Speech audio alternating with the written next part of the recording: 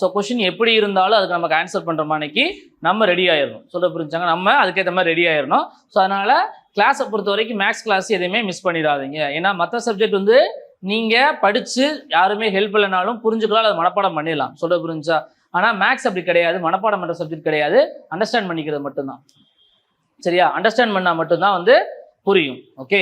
So அதுலேயுமே இதில் நிறைய பேருக்கு மேக்ஸே 10th அப்புறம் பார்த்துருக்கவே மாட்டேங்க. ஓகேவா? 11th 12th வந்து பார்த்தோம்னா காமர்ஸ் குரூப் எடுத்திருப்பாங்க அல்லது ஆர்ட்ஸ் குரூப் எடுத்திருப்பாங்க.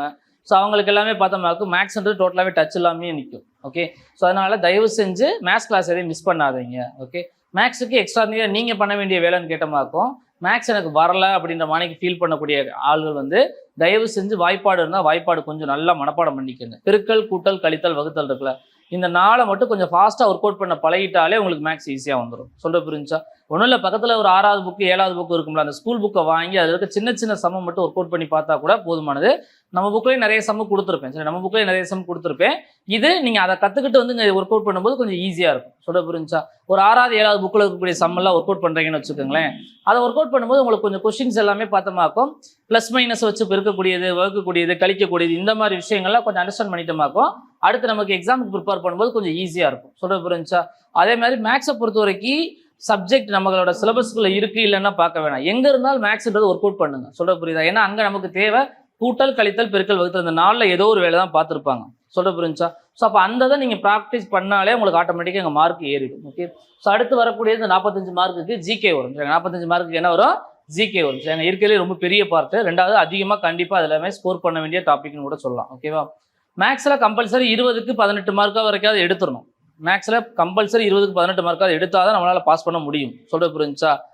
அடுத்து இங்கே வந்தோம்னு வச்சுக்கோங்களேன், 45 மார்க்குக்கு இது கண்டிப்பாக நீங்கள் மனப்பாடம் பண்ணியே ஆக வேண்டிய ஒரு டாபிக்னே சொல்லலாம். ஓகேவா? என்னென்னலாம் உள்ள இருக்குன்னா ஃபிசிக்ஸ், கெமிஸ்ட்ரி, பயாலஜி, அதுக்கப்புறம் இங்கே history, INM, polity, economics, geography. ஓகேவா? இது போக ஜென்ரல் ஜிகே ஒன்று வேற உள்ள இருக்கும். சரிங்க, ஜென்ரல் ஜிகே, அதுக்கப்புறம் கரண்ட் அஃபேர்ஸும் சேர்ந்து உள்ள உங்களுக்கு வரும். ஓகேவா?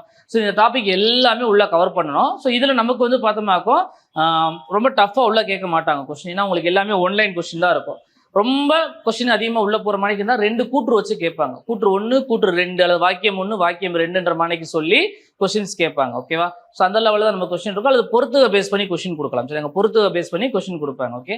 ஸோ இதை பொறுத்த வரைக்கும் ரொம்ப ரொம்ப ஈஸியான டாபிக் தான். ஓகே. ஸோ இதுலேயுமே வந்து பார்த்தோம்னாக்கும் ஃபிசிக்ஸ், இது ஹிஸ்ட்ரி, பாலிட்டி, எக்கனாமிக்ஸ், ஜியாகிரபி, இந்த 4 டாப்பிக்குமே வந்து கம்பல்சரி மனப்பாடம் பண்ண வேண்டிய ஒரு டாபிக்னே சொல்லலாம். ஏன்னா இதில் வரக்கூடிய கொஸ்டின்ஸ் எல்லாமே வந்து பார்த்தோம்னா ரொம்ப ரொம்ப ஈஸியாக தான் இருக்கும். சொல்ல புரிஞ்சாங்க? ரொம்ப ரொம்ப ஈஸியாக தான் இருக்கும். ஓகேவா? இதுலையுமே சொல்லிடுறேன், 10th வரைக்கும் எல்லாரும் படிச்சிருப்பீங்க. அதனால் நான் தெரிஞ்சது மட்டும் சொல்றேன். ஃபர்ஸ்ட் கிளாஸே நம்ம எடுத்தோடனே கிளாஸ் போக முடியாது. ஸோ எதாவது எப்படி எப்படி படிக்கலாம்ன்றதை மட்டும் சொல்லிடுறேன். அடுத்தடுத்து நம்ம போகும்போது கிளாஸ் ஸ்டார்ட் பண்ணி, இன்னைக்கு கிளாஸ் இருக்கு, பட் இருந்தாலும் கொஞ்சம் இதை பண்ணி ஆரம்பிப்போம்.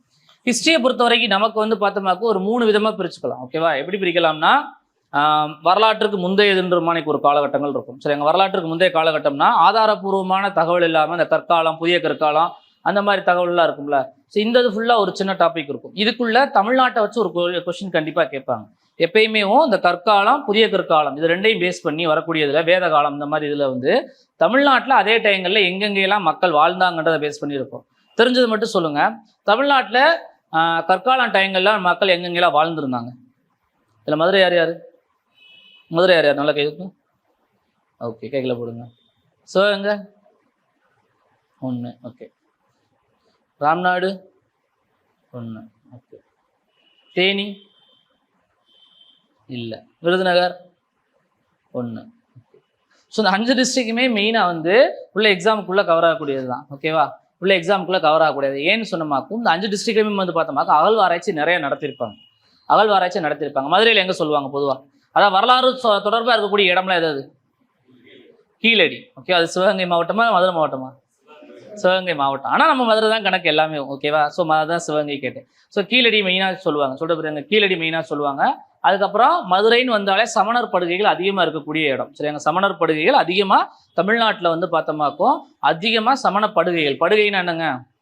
அவங்க வாழ்ந்த இடம். சரி, அங்கே சமண பள்ளிகள்னு சொல்லுவாங்க. பள்ளினா சமணர்கள் வாழ்ந்த இடம். ஓகேவா? ஸோ அந்த இடங்கள் அதிகமாக இருக்கிறதுனால ஸோ இந்த இது வந்து முக்கியமான ஒரு இது இருக்கும். சரி, எங்கள் மதுரையை பற்றின விஷயங்கள்ல இந்த சமணர்களை பேஸ் பண்ணி கேட்பாங்க, அல்லது கீழடி கேட்பாங்க, அல்லது அங்கே அழகன்குளம்னு ராம்நாடு டிஸ்ட்ரிக்ட்ல ஒன்று இருக்கும்னு நினைக்கிறேன். ராம்நாடு டிஸ்ட்ரிக்ட்ல அழகன்குளம்னு ஒரு ஏரியா ஒன்று இருக்கும். அது தேனியை பொறுத்த வரைக்கும் புலிமான் கொம்பை, விருதுநகரை பொறுத்த வரைக்கும் இப்போ வெம்பக்கோட்டை, அதுக்கப்புறம் பார்த்தோம்னா இன்னும் 2 3 இடங்கள் இருக்குது. திருநெல்வேலின்னு வந்துச்சாக்கும் ஆதிச்சநல்லூர். ஸோ இந்த மாதிரி ஒரு முக்கியமான இடங்களை பேஸ் பண்ணி கண்டிப்பாக ஒரு கேள்வி இருக்குது. எப்பயும் அகழ்வாராய்ச்சியை பேஸ் பண்ணி ஹிஸ்ட்ரியில் ஒரு கொஸ்டின் இருக்கும். அதே தமிழ்நாடு அகழ்வாராய்ச்சியை பேஸ் பண்ணி கண்டிப்பாக ஒரு கேள்வி இருக்கும். சொல்ல புரிஞ்சா? ஸோ அதில் ஃபர்ஸ்ட் அந்த அகழ்வாராய்ச்சி அல்லது வரலாற்றுக்கு முந்தைய காலம் ஹிஸ்ட்ரின்னு எடுத்தமாக்கும் அகழ்வாராய்ச்சியை பற்றின எந்த ஒரு கேள்வியுமே மிஸ் பண்ணாமல் புக்கில் படிச்சிருங்க. அதில் ஏன்னா உங்களுக்கு டாபிக் வைஸாக தான் கொடுத்துருப்பேன். சொல்ல உங்களுக்கு ஒவ்வொரு டாப்பிக்குமே பார்த்தோம்னா ஹெட்டிங் போட்டு கொடுத்துருப்பேன். ஸோ அதில் அகழ்வாராய்ச்சி சம்மந்தமாக எந்த ஒரு கேள்வி இருந்தாலும் கேட்டால் உடனே பதில் சொல்கிற மாணிக்கு நல்லா படிச்சுக்கோங்க. சொல்ல புரிஞ்சா? கற்காலத்துக்குள்ளே பார்த்தோமாக்கும் இந்த நார்த் இந்தியாவோட கற்காலத்தை பொறுத்த வரைக்கும் நல்லா படிச்சுக்கோங்க. பட் ஆனால் கொஸ்டின்ஸ் கம்மியாக தான் வரும். ஓகே, கொஸ்டின்ஸ் கம்மியாக தான் வரும். ஆனால் தமிழ்நாடு வரலாற்றை பொறுத்த வரைக்கும் கண்டிப்பாக அது கேட்பாங்க. அடுத்து புத்தம் சமயம் அந்த மாதிரி இருக்கும். புத்தம் சமணம் 2 இருக்குமா? புத்தம் சமணத்தில் அதிகமாக கேட்குறது தீர்த்தங்கரர்கள். தீர்த்தங்கர் எதில் இருப்பாங்க? தெரிஞ்சதை சொல்லுங்கள். இது மாதிரி எக்ஸாம் எழுதுனவங்க எத்தனை பேர்?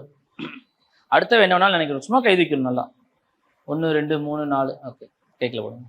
ஸோ அது தீர்த்தங்கரர்கள்னு ஒன்று படிச்சிருப்பீங்க. ஏன்னா சமண மதத்தில் பார்த்தோம்னாக்கா அந்த மத தலைவர்கள் இருப்பாங்களா, அவங்களுக்கு பேர் தீர்த்தங்கரர்கள்னு சொல்லுவாங்க.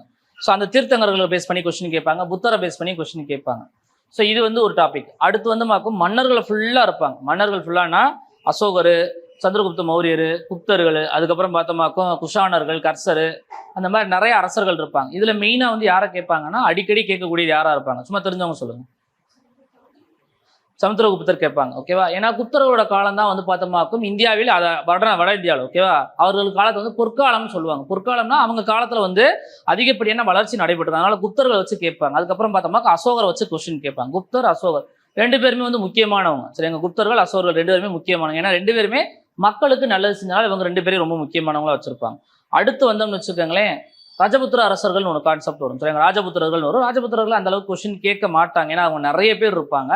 ஸோ அதனால கொஞ்சம் கம்மியாக தான் இருக்கும். சரிங்க, கொஞ்சம் கம்மியாக தான் இருக்கும். ராஜபுத்திரர்கள் பார்த்தோம்னாக்கும் வட இந்தியாவை ஆண்டவர்கள். சரிங்க, வட இந்தியாவில் மெயினாக இருப்பாங்க. சோதா அக்பர் படம் பார்த்துருக்கீங்களா? சோதா அக்பர், ஐஸ்வர்யா ராய், கிருத்திக் ரோஷன் இருப்பாங்களா?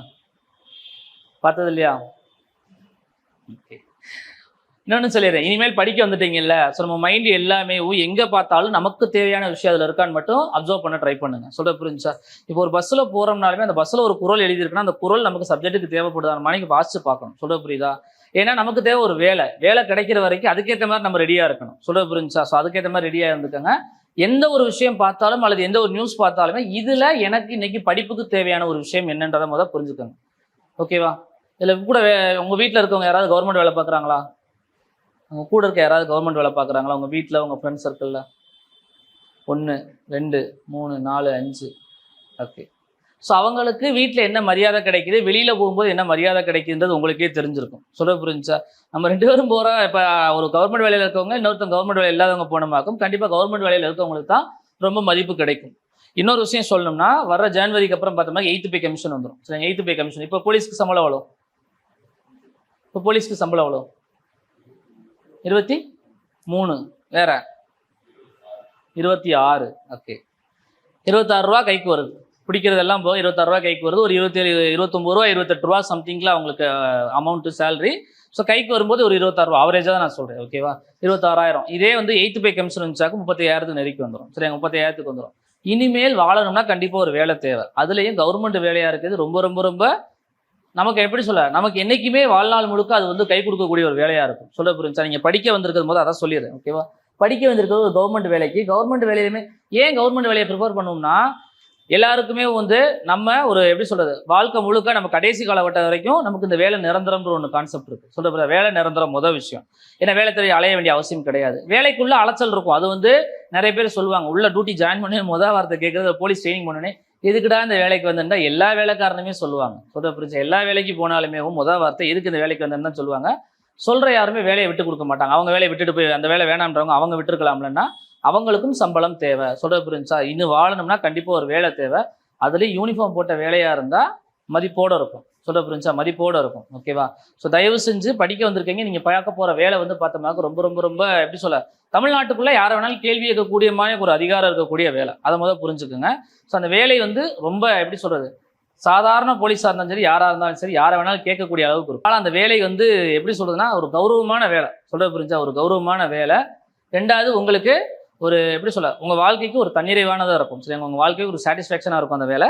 ஸோ தயவு செஞ்சு படிக்கும்போது நல்லா படிச்சிருங்க. ஏன்னா ஒண்ணுமே இல்லாம கஷ்டப்பட்டு வந்து ரொம்ப கஷ்டப்படுவாங்க சரியா, சாப்பாட்டுக்கு ரொம்ப கஷ்டப்பட்டுருப்பாங்க. அந்த மாதிரிலாம் அலைஞ்சவங்க கடைசியில் இப்போ கேட்டமாக்கும், அதாவது வேலைக்கு போய் 2 வருஷம் 3 வருஷத்துக்குள்ள 40,000 வாங்குறேனே, 30,000 வாங்குறேனே, சென்னையில் எஸ்கார்டில் இருக்கேன், இல்லைனா வந்து ஜெயிலில் டியூட்டி பார்க்குறேன், இல்லை இதில் ஃபயரில் இருக்கேன், இல்லைனா வந்து இங்கே ஹோம் கார்டில் இருக்கேன், ஏதோ ஒன்றில் இருப்பான். சொல்ல புரியுது, ஏதோ ஒன்றில் இருப்பாங்க. இப்போ நேற்று கூட நம்ம ஸ்டூடெண்ட் ஒரு பையன் பார்த்தோமாக்கும், ஒய்ஃபு வந்து குரூப் இன்டர்வியூ போஸ்ட் பாஸ் பண்ண வச்சிருந்தான், ஸ்டேட்டஸ் எல்லாம் அனுப்பிச்சு வச்சிருந்தான். அவன் இங்கே படிக்கும்போது 2017 ஃபெயிலு, 18 17லுமே 1 மார்க் கட் ஆஃபில் ஃபெயிலு. சொல்ல 1 மார்க் கட் ஆஃபில் வந்து அவன் ஃபெயில் ஆயிருந்தான் ஓவரால் மார்க்கில். அடுத்த வருஷம் 18ல் மறுபடியும் போட்டான், 18ல் ஒரு வேலை கிடைச்சிருச்சு. வேலை கிடைச்சிச்சு, அப்படியே இவங்களோடய இருந்தான். கடைசியில் அப்புறம் என்ன சொன்னா, உள்ள போய் டியூட்டி ஜாயின் பண்ணி, அதுக்கப்புறம் சிஎம்மோட எந்த இது இருக்கும்ல, தனியாக இது இருக்கும்ல, ஸோ அதில் ஜாயின் பண்ணி அதில் கோர்ஸ் எல்லாம் முடிச்சு இப்போ சிஎம்மோட கார்ட் டியூட்டியில் இருக்கான். சொல்ல புரிஞ்சா? ஸோ அவன் கொஞ்சம் ஒரு லைன் இது பண்ணதுனால ஃபியூச்சரில் இப்போ அவனுக்கு அதிகபட்சம் ஒரு 28-29 வயசு இருக்கும் சரியாங்க. அது ரிட்டையர்ட் ஆகும்போது பார்த்தோம்னாக்கும் சிஎம் பக்கத்துலேயே இருக்க மாதிரி ஒரு போஸ்டிங் போயிடுவான். சொல்ல புரிஞ்சா? ஏன்னா அடுத்தடுத்து அவங்கள டெவலப் பண்ணிக்கிறது. அவன் டெவலப் பண்ணோடனே அவன் ஒய்ஃபை வந்து இப்போ என்ன குரூப் 2 பாஸ் பண்ண வச்சான். இப்போ அவனும் ஒய்ஃப் என்ன செய்யறான், அடுத்து குரூப் 1 யூபிஎஸ்சி பண்ணு, ஐஏஎஸ் பண்ணுன்னு சொல்லிட்டு என்கரேஜ் பண்ண வைக்கிறான். சொல்ல புரிஞ்சா? ஒருத்தவங்களோட வேலை அவங்க வீட்டவே டோட்டலாக மாற்றிடும். ஒருத்தவங்களோட வேலை வந்து அவங்களோட வீட்டவே டோட்டலாக மாற்றிடும். சொல்ல புரியுதா? ஸோ தயவு செஞ்சு படிக்க வந்திருக்கீங்க, வேலையை ரொம்ப முக்கியமாக நினச்சிக்கோங்க. இந்த காலகட்டத்தில் தயவு செஞ்சு ஃபஸ்ட்டே ஓப்பனாகவே சொல்லிடுறேன், லவ் பண்ணுறது முதல் விஷயம் சரியாங்க. ஏதாவது பாதி பேர் லவ் பண்ணுவீங்க, லவ் பண்ணாமல் இருப்பீங்க, இந்த லவ் பண்ணுவாங்க, அதெல்லாம் உள்ள வரல. ஓப்பனாகவே சொல்லிடுறேன், அந்த விஷயங்கள் எல்லாத்தையும் கொஞ்ச நாளைக்கு ஒதுக்கி வச்சுக்கோங்க. உண்மையே சொல்லணும்னா வேலை இருந்தால் தான் எந்த ஒரு மதிப்பும் கிடைக்கும்.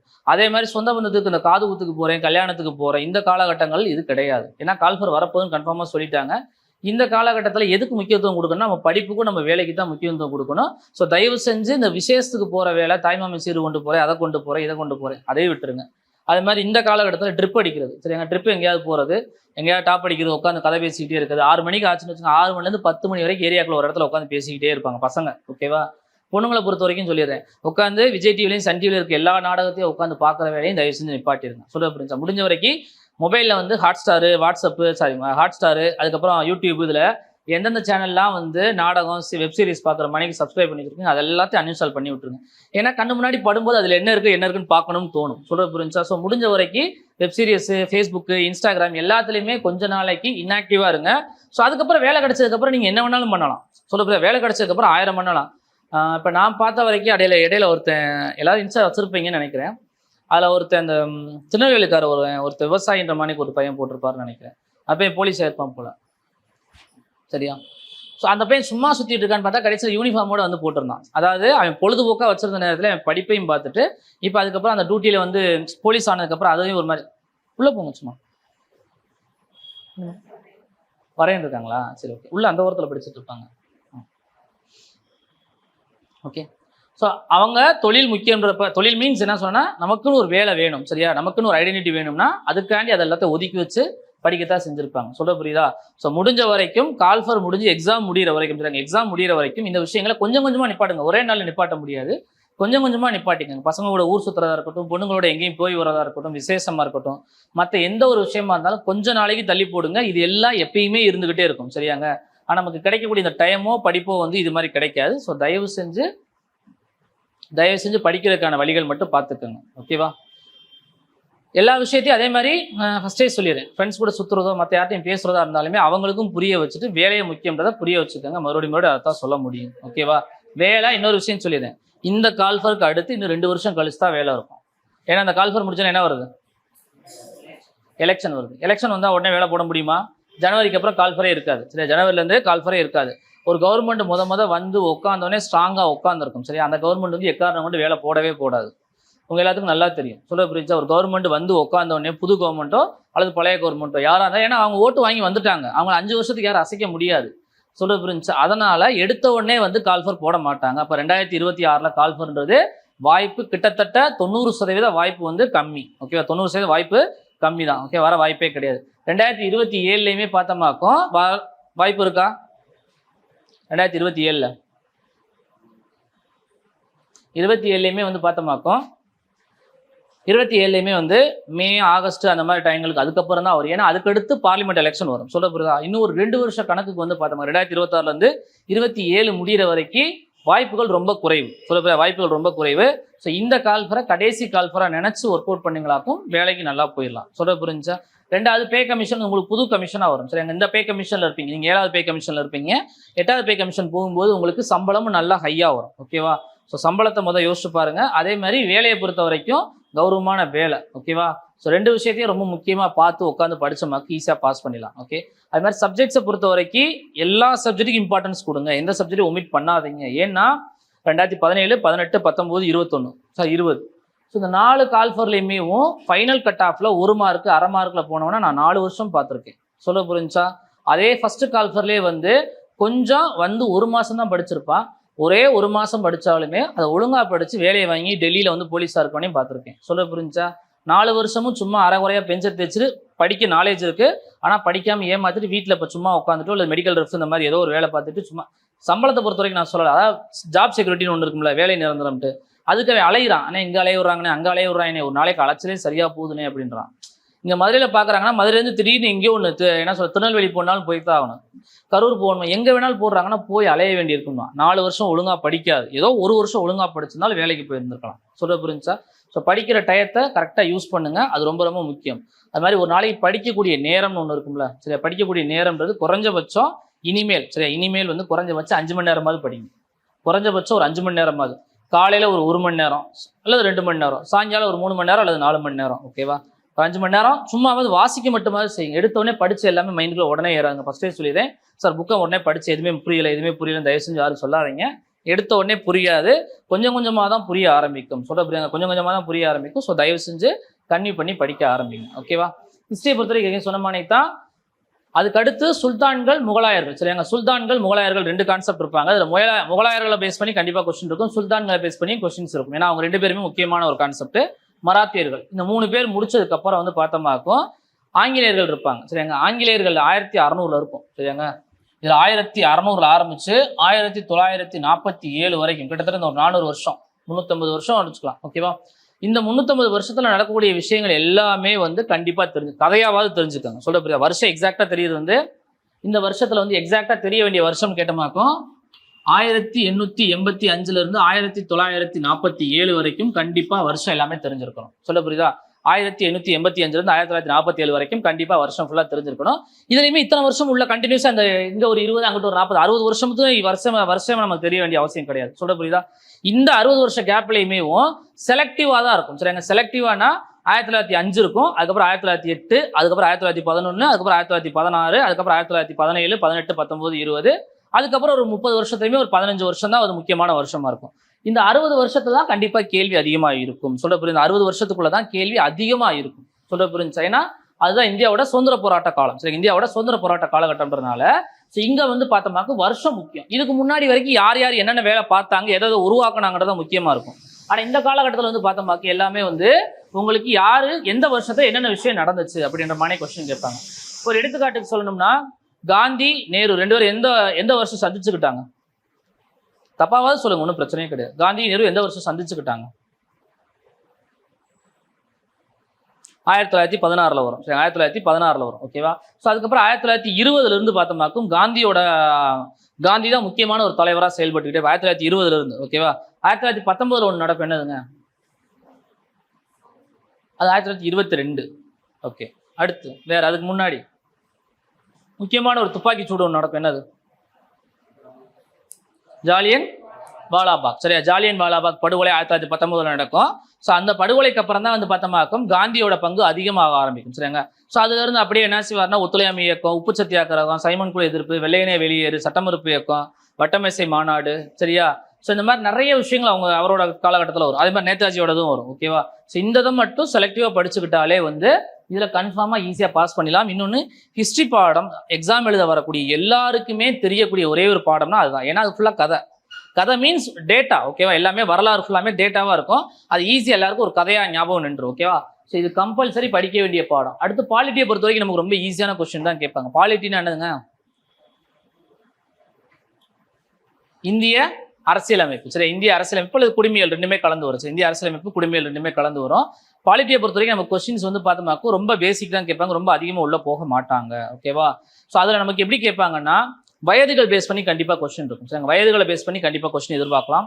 யாரோட வயசுன்னு கேட்டோம்னாக்கும் குடியரசுத் தலைவர் ஆவதற்கான வயசு என்ன, பிரதமர் ஆகிறதுக்கான வயசு என்ன, ஓட்டு போடுற வயசு என்ன, எம்எல்ஏ ஆகிறதுக்கு வயசு என்ன, எம்பி ஆகிறதுக்கு வயசு என்ன, அது மாதிரி இவங்க எல்லாம் ரிட்டையர்மெண்ட் ஆகிறதுக்கான வயசு என்ன, உச்சநீதிமன்றத்தோட தலைமை நீதிபதி ரிட்டையர் ஆகிறதுக்கு எத்தனை வயசு, 65. ஓகேவா.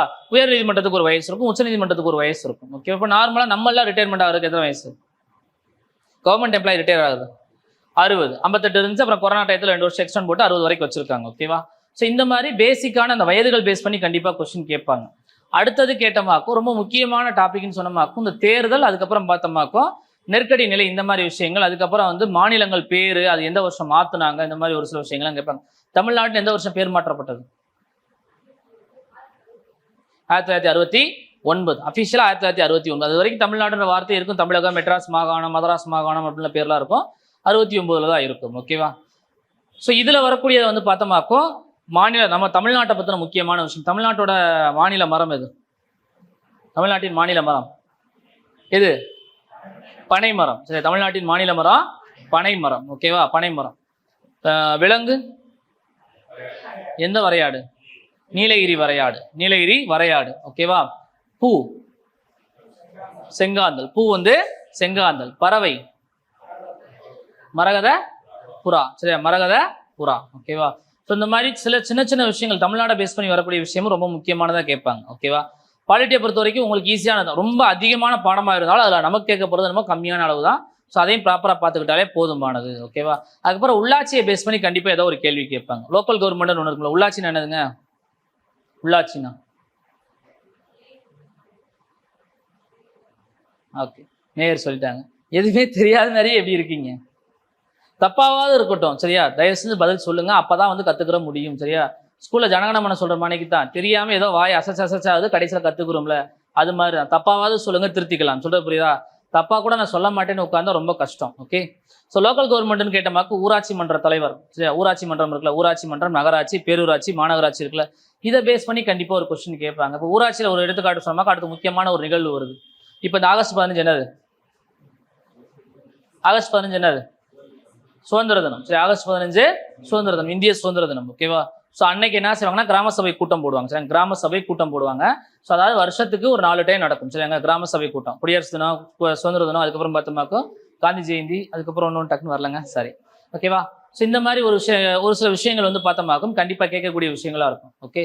ஸோ இந்த தகவல்கள் எல்லாமே பாலிட்டியில் தான் வரும். பாலிட்டி ரொம்ப ஈஸியான டாபிக், ஈஸியாக படிச்சுக்கலாம். எக்கனாமிக்ஸை பொறுத்த வரைக்கும் உங்களுக்கு சிலபஸ்ல கொடுத்துருக்கதும் ஸ்கூல் புக்ல கொடுத்துருக்கதும் ரொம்ப ரொம்ப ரொம்ப கம்மியான டாபிக். ஸோ அதனால அதை ஈஸியாக கவர் பண்ணிடலாம். சொல்ற புரிஞ்சா, ஈஸியாக கவர் பண்ணிடலாம். அதிகமான சிலபஸ் அதில் கிடையாது. முதல் விஷயம் சொல்ல, அதிகமான சிலபஸ் உங்களுக்கு கிடையாது. எக்கனாமிக்ஸ் இந்த 4 டாபிக்லேயே இருக்கிறதே சின்ன டாபிக், அதாவது உங்களோட சிலபஸ் கவர் பண்றதுல. ஓகேவா. ஓகே. அடுத்து ஜியாகிரபி. ஜியாகிரபி இருக்கிறதே வந்து பார்த்தோம்னாக்க கொஞ்சம் பெரிய டாபிக்னு கூட சொல்லலாம். ஏன்னா தமிழ்நாட்டோட புவியியல், இந்திய புவியியல், உலக புவியியல், மொத்தம் 3 வகையாக வரும். அதுக்கப்புறம் பார்த்தோம்னாக்கும் விண்வெளி இருக்குல்ல, அதை பேஸ் பண்ணி கொஸ்டின் கேட்பாங்க. ஓகேவா. தமிழ்நாடுன்னு வரும்பொழுது தமிழ்நாட்டில் என்னென்னலாம் இருக்கும், மலைகள், ஆறுகள், அதுக்கப்புறம் பார்த்தோம்னாக்கும் மலை, ஆறு, அதுக்கப்புறம் பயிர் சாகுபடி. ஓகேவா. பயிர் சாகுபடி, மக்கள் தொகை பரவல், அதுக்கப்புறம் நம்மளோட போக்குவரத்து, அதுக்கப்புறம் நம்மளோட தகவல் தொழில்நுட்பம், இதெல்லாம் சேர்த்து கொடுத்துருப்பாங்க. ஓகேவா. நான் வரிசையாக உங்களுக்கு புக்கில் கொடுத்துருப்பேன். தமிழ்நாடுன்னு வரிசையாக வரும். அதில் எந்த தகவல் மிஸ் பண்ணாதீங்க. சொல்ல புரியுதா, எந்த தகவலையுமே மிஸ் பண்ணவே கூடாது. ஏன்னா அதில் டேம் இருக்கும், டேமை வச்சும் கூட கொஸ்டின் கேட்பாங்க. நதி இருக்கும், நதியை வச்சும் கொஸ்டின் கேட்பாங்க. மலைகள் இருக்கும், மலையை வச்சும் கொஸ்டின் கேட்பாங்க. இப்போ மதுரையில் என்னென்ன மலையெல்லாம் இருக்கு, மதுரையில் என்ன மலை, சும்மா இப்போ ஏதாவது ஒன்றாவது சொல்லுங்க. யானை மலை. ஓகே. வேற அழகுருகோயில் மலை. சரி, அழகுருகோயில் மலை முக்கியமான ஒரு மலை. ஓகேவா. அழகுருகோயில் மலை முக்கியமான மலை. அடுத்து நாகமலை. ஓகேவா. நாகமலை இது வந்து பார்த்தோம்னாக்கும் தமிழ்நாட்டிலேயும் அதிகப்படியாக வந்து சமணர்கள் வாழ்ந்த ஒரு பகுதி. ஓகேவா. மதுரையை சுற்றி வந்து சமணர்கள் அதிகமாக இருப்பாங்க. ஸோ அதனால தான் அழகுருகோயிலையும் சமணர் படுகை இருக்கும், நாகமலை புதுக்கோட்டையிலையும் சமணர் படுகைகள் இருக்கும், மற்ற எல்லா இடங்கள்லையுமே இருக்கும். ஓகேவா. ஸோ நிறைய மலைகள் இருக்குது. இதே மாதிரி பார்த்தோம்னாக்கும் அருவிகள் இருக்கும். சரிங்க, அருவிகள் இருக்கும், எல்லாமே நிறையா கொடுத்துருப்பாங்க. சரியாங்க, டேம் இருக்குது, எல்லா விஷயமும் இருக்கும். தமிழ்நாடு புவியியல் கண்டிப்பாக ஃபுல்லாக முடிச்சிடும், கவர் பண்ணிடுங்க. இந்தியாவோட புவியியல் இதே மாதிரி தான். இதோட கம்பேர் பண்ணுறப்ப இந்தியாவில் வந்து இதே மாதிரி அதுக்கும் படிச்சுக்கணும். உலக புவியியல் வரும்பொழுது பார்த்தோம்னாக்கும் உலக நாடுகள் எல்லாத்தையும் படிக்க போகிறது கிடையாது. பெருங்கடல் எங்கெங்கே இருக்குது, சரியா, பெருங்கடல்கள் எங்கெங்கே இருக்குது, முக்கியமான கடல்கள் எங்கெங்கே இருக்குது, சரியா, கடல்வெளி நீரோட்டம் எங்கெங்கே இருக்குது, இந்த மாதிரி விஷயங்கள் பார்த்துக்கிட்டாலே எப்போதும் ரொம்ப அதிகமாக படிக்க வேண்டிய அவசியம் இருக்காது. ஓகேவா. இந்த 4 டாப்பிக்கும் மறுபடியும் சொல்லிடுறேன், ரொம்ப ரொம்ப முக்கியமான டாப்பிக்கு, மனப்பாடம் ஈஸியாக பண்ணிக்கலாம். சரியா, மறுபடியும் சொல்கிறேன், மனப்பாடம் பண்ணிடலாம். இந்த 3 டாபிக் உங்களை நடத்தும் போது கிளியராக நடத்திடுவாங்க. சரி, அந்த 3 டாப்பிக்குமே வந்து கிளியராக நடத்திடுவாங்க. Physics, chemistry, biology. சரி, ஃபிசிக்ஸ், கெமிஸ்ட்ரி, பயாலஜியில் வந்து இது 2லையுமே முக்கியமாக எப்படி கேட்பாங்க கொஸ்டின் கேட்டமாக்கும், அன்றாட நம்ம பயன்படுத்தக்கூடியதை பேஸ் பண்ணி கொஸ்டின்ஸ் நிறையா வரும். சரி, அன்றாட நம்ம பயன்படுத்தக்கூடிய கொஸ்டின்ஸை பேஸ் பண்ணி நிறையா வரலாம். ஓகேவா? இப்போ சமையல் சோடா என்பது என்னதுங்க? தெரிஞ்சது மட்டும் சொல்லுங்க, இல்லைன்னா ஒன்றும் பிரச்சனை இல்லை. Sodium carbonate. சலவை சோடா சோடியம் பைகார்பனேட். ஓகே. சுட்ட சுண்ணாம்பு, சமையல் சோடா, சலவை சோடா, அதுக்கப்புறம் பார்த்தோம்னா இந்த மாதிரி நிறைய கான்செப்ட் அதுக்குள்ள இருக்கும். அன்றாட பயன்படுத்தக்கூடியதில் பேஸ் பண்ணியிருக்கும். பிஹெச்சோட வேல்யூ பேஸ் பண்ணியிருக்கும். சரியாங்க? பிஹெச்சோட தண்ணியோட பிஹெச் வேல்யூ எவ்வளோ? பிஹெச்னா முதல் என்னது? பிஹெச்னா என்னது? அமிலத்தன்மை, காரத்தன்மை. சரியா? ஒரு பொருள் வந்து அமிலமா இருக்குமா காரமா இருக்குமான்றது கண்டுபிடிக்கிறதுக்கு பயன்படுத்துற பேர் தான் பிஹெச் வேல்யூன்னு சொல்லுவாங்க. ஓகேவா? பிஹெச் வேல்யூ வச்சு நிறைய கொஸ்டின்ஸ் கேட்டிருக்காங்க. ஓகேவா? அதுலேயும் மெயினாக வந்து பார்த்தோம்னாக்கா அமிலத்தை காரமாக மாற்றுறது, அந்த லிட்மஸ் தாள், இதெல்லாம் நிறைய கான்செப்ட் இருக்கு. ஓகேவா? ஸோ ஃபிசிக்ஸ் கெமிஸ்ட்ரி பயன்பாடுகளை பேஸ் பண்ணியிருக்கும். பயாலஜியை பொறுத்த வரைக்கும் பார்த்தோம்னாக்கும் மெயினாக ஹியூமன் பாடியை பேஸ் பண்ணி வரக்கூடிய கொஸ்டின்ஸு நிறையா இருக்கும். ஓகேவா? இதுதான் மெயின். அடுத்து கரண்ட் அஃபேர்ஸை பொறுத்த வரைக்கும் நமக்கு வந்து ஜென்ரலாக தான் கேட்பாங்க. இப்போ நடந்த ஏதோ ஒரு அவார்டு, இப்போ ஏதாவது கொடுத்துருப்பாங்க அந்த அவார்டு, அதுக்கப்புறம் பார்த்தோம்னாக்கும் முக்கியமாக ஏதாவது ஒரு மீட்டிங் நடந்திருக்கும். சரிங்க? இதை பேஸ் பண்ணி தான் கொஸ்டின்ஸ் நிறையா இருக்கும். ஸோ இந்த டாபிக்ஸில் மறுபடியும் சொல்லிடுறேன், நிறையா சொல்லிகிட்டே இருக்கலாம். சரிங்க? நிறைய சொல்லலாம். இதுக்கே கொஞ்சம் ஒரு மாதிரி ஏதோ ஒரு மாதிரி இருக்கும், கண்ணை கட்டி விட்ட மாதிரி இருக்கும். சொல்றது புரிஞ்சா? அது மாதிரி இன்னொரு விஷயம் சொல்லிடுறேன், இதில் ஏற்கனவே எக்ஸாம் எழுதினவங்களும் இருப்பாங்க, இப்போ தான் ஃப்ரெஷரும் நிறைய பேர் இருப்பீங்க. சொல்றது புரிஞ்சா? மற்றவங்க ஆன்சர் சொல்கிறாங்கன்றனால நம்ம டவுனாக இருக்கன்ற மாதிரிக்கோ இல்லை மற்றவங்களோட நம்ம அதிகமாக இருக்க மாதிரிக்கு எந்த ஒரு தாட்டும் வச்சுக்கிறாங்க. நம்மளை பொறுத்த வரைக்கும் எத்தனை வேக்கண்ட் போட்டாலும் ஒரு வேக்கண்ட் தான் தேவை. அந்த ஒரு வேக்கண்ட்டை நம்ம மார்க் அதிகமாக அடிக்கணும். சொல்ல புரியுதா? 70க்கு ஃபஸ்ட்டே சொல்லிடுங்க, 70க்கு 62 அல்லது 63 இந்த ரேஞ்சுக்கு மேலே நீங்கள் கிராஸ் பண்ணால் மட்டும்தான் வந்து எக்ஸாமில் கட் ஆஃப் வரும். சொல்ல புரிஞ்சா? 70க்கு 62 63 இந்த ரேஞ்சை கிராஸ் பண்ணால் மட்டும்தான் எக்ஸாமில் வந்து நமக்கு ஃபைனல் கட் ஆஃபில் வருவோம். 58 55க்கே கூட ஃபிசிக்கல் வரும். சொல்ல புரியா? 58 55 கூட ஃபிசிக்கல் வரும். ஃபிசிக்கலில் யாருக்கும் எந்த இடத்துல எது வேணாலும் நடக்கலாம். சொல்ல புரியா? ஃபிசிக்கலில் யாருக்கு வேணாலும் எந்த இடத்துல வேணாலும் எது வேணாலும் நடக்கலாம். ஸோ அதனால் தயவு செஞ்சு எக்ஸாமில் 62 63 தாராளமாக இது பண்ணிடுங்க. ஓகேவா? ஸ்கோர் பண்ணிட்டீங்களாக்கும். அங்கிட்டு ஃபிசிக்கலுக்கு எத்தனை மார்க்கு? 24 எவ்வளவு மார்க்கு? 24. ஓகேவா? 24 வரும். ஓகேவா? ஸோ அந்த இது எல்லாத்தையுமே பார்த்து இது பண்ணிக்கோங்க. சொல்ல புரியுது? அந்த எல்லாத்தையும் பார்த்து இது பண்ணிடுங்க. எக்ஸாமில் மார்க்கு 70க்கு 62 63க்கு மேலே ஸ்கோர் பண்ணிடுங்க. ஓகேவா? அது ரொம்ப ரொம்ப முக்கியமானது. அதில் எக்காரணம் கொண்டு காம்ப்ரமைஸ் பண்ணாதீங்க. ஓகேவா? ஓகே. இதில் இங்கிலீஷ் இருந்துச்சு, இப்போ இங்கிலீஷ் எடுத்துட்டாங்க. அந்த வகையில் ரொம்ப சந்தோஷப்பட்டுக்கலாம். ஓகேவா? அந்த வகையில் சந்தோஷப்பட்டுக்கலாம். ஏன்னா இங்கிலீஷ்க்கு ஒரு 5 மார்க் கேட்டுக்கிட்டே இருந்தாங்க, இங்கிலீஷ் எடுத்து விட்டுட்டாங்க. ஓகேவா? அது மாதிரி மேக்ஸுமே வந்து ரொம்ப டஃப்பாக கேட்க போகிறது கிடையாது, ரொம்ப ஈஸியாக தான் கேட்பாங்க. Okay. So maths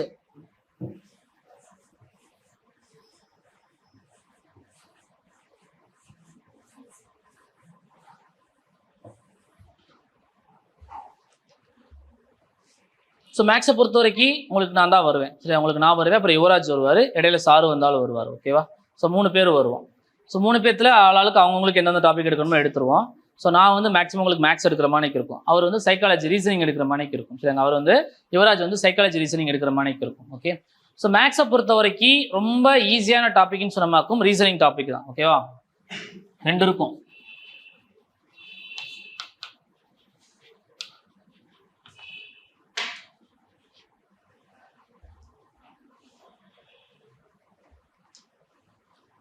maths reasoning 2 இருக்கும். சரிங்க? மேக்ஸ்ன்றது ஃபார்முலா பேஸ் பண்ணி வரக்கூடிய கணக்கு, ரீசனிங்கிறது வந்து ஃபார்முலா இல்லாமல் ஆன் த ஸ்பாட்ல நீங்க பார்த்தாலும் ஆன்சர் பண்ற மாதிரி கொஸ்டின்ஸ் இருக்கும். ஓகேவா? இதுல மெயினா வரக்கூடியதுன்னு பார்த்தோம்னாக்கும் எண்கள். ஓகேவா? அடுத்தது எழுத்துக்கள். இந்த 2மே ரொம்ப ரொம்ப ரொம்ப முக்கியமான ஒரு கான்செப்ட். சொல்ற புரிஞ்சா? இந்த 2மே வந்து ரொம்ப ரொம்ப முக்கியமான ஒரு கான்செப்ட், எண்கள் எழுத்துக்கள். ஓகேவா? ஸோ எண்களை பொறுத்த வரைக்கும் பார்த்தோம்னாக்கும் நமக்கு எக்ஸாம்ல எந்த மாதிரி கொஸ்டின்ஸ் எல்லாம் கேட்பாங்கன்னா விடுபட்ட எண்கள், மாறுபட்ட எண்கள். சரி, விடுபட்ட எண்கள், மாறுபட்ட எண்கள், இந்த 2 கான்செப்ட்ல கொஸ்டின் கேட்பாங்க. அதாவது ஒரு 4 நம்பர் கொடுத்துட்டு அந்த 4 நம்பர்ல ஏதோ ஒரு நம்பர் மிஸ் ஆயிருக்கும், அல்லது அடுத்த நம்பர் என்னவா இருக்குன்ற மாதிரி கொஸ்டின் கேட்பாங்க. அல்லது இந்த 4 நம்பர்ல எந்த நம்பர் மாறி இருக்கு, வித்தியாசமான ஒரு நம்பர் எதுன்ற மாதிரி கொஸ்டின் கேட்பாங்க. பேசிக்கா சொன்னோம்னு வச்சுக்கோங்களேன்,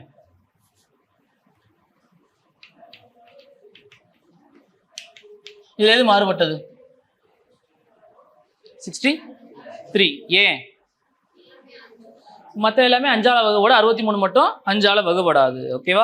ஸோ இந்த மாதிரி எண்களை பேஸ் பண்ணி கண்டிப்பாக கேள்வி இருக்கும். இது ஒரு கேள்வியில் ஆரம்பிச்சு 3 கேள்வி வரை கூட கேட்பாங்க. ஒரு கேள்வி ஆரம்பிச்சு 2 அல்லது 3 கேள்வி கூட கேட்பாங்க. ஓகேவா? எண்கள். அது மாதிரி எழுத்துக்களை பொறுத்த வரைக்கும் ஏபிசிடி இருக்குல்லங்க, ஏல இருந்து இசட் வரைக்கும் கொடுக்கக்கூடிய இந்த 26 எழுத்துக்களை பேஸ் பண்ணி தான் கண்டிப்பாக கொஸ்டின் இருக்கும். சரிங்க, இந்த 26 எழுத்துக்களை பேஸ் பண்ணி தான் கொஸ்டின் வரப்போகுது. ஓகேவா? ஸோ இந்த 2 டாப்பிக்குமே மேக்ஸ் ஈஸியாக பண்ணக்கூடிய டாபிக், ஈஸியாக ஸ்கோர் பண்ணக்கூடிய டாபிக். ஓகேவா? ஸோ இதுக்கடுத்து பார்த்தோம்னாக்க இதில் வரக்கூடியதுன்னு கேட்டோமாக்கு படங்கள் பேஸ் பண்ணி வரக்கூடிய கொஸ்டின்ஸ்.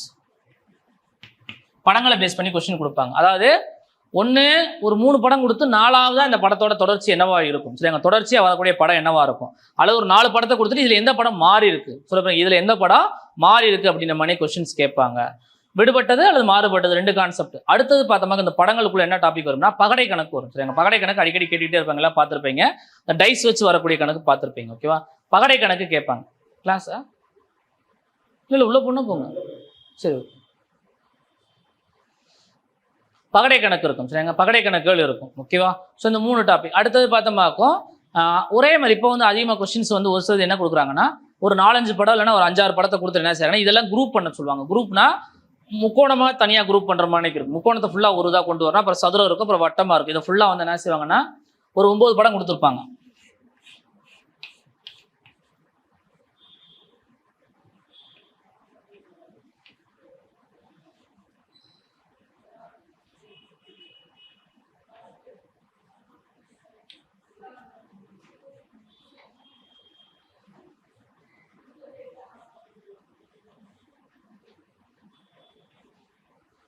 ஸோ இப்போ இதில் வந்து 3 கான்செப்ட் யூஸ் பண்ணிக்கணும். சும்மா ஜஸ்ட் ஒரு இதுக்காண்டி சொன்னேன். ஓகேவா? முக்கோணம், கட்டம், அதுக்கப்புறம் பார்த்தோம்னாக்கும் ஒரு வட்டம் அப்படின்ற மாதிரி யூஸ் பண்ணியிருப்போம். சரியா? இதை ஃபுல்லாக என்ன செய்வாங்கன்னா வரிசைப்படுத்தணும். அல்லது இதை ஃபுல்லாக என்ன செய்வாங்கன்னா ஒழுங்குபடுத்த சொல்லுவாங்க. எதெல்லாம் எந்தெந்த படத்தோட ஒரு குரூப்பாக பிரிக்கலாம் அப்படின்ற மாதிரிக்கு இந்த மாதிரி கான்செப்ட் கேட்பாங்க. அல்லது உள்ள போங்க, கரெக்ஷனுக்கா உள்ள சரோஜினி இருக்கும், அதுக்குள்ளே மட்டும் வர சொன்னேன்னு சொல்லுங்க.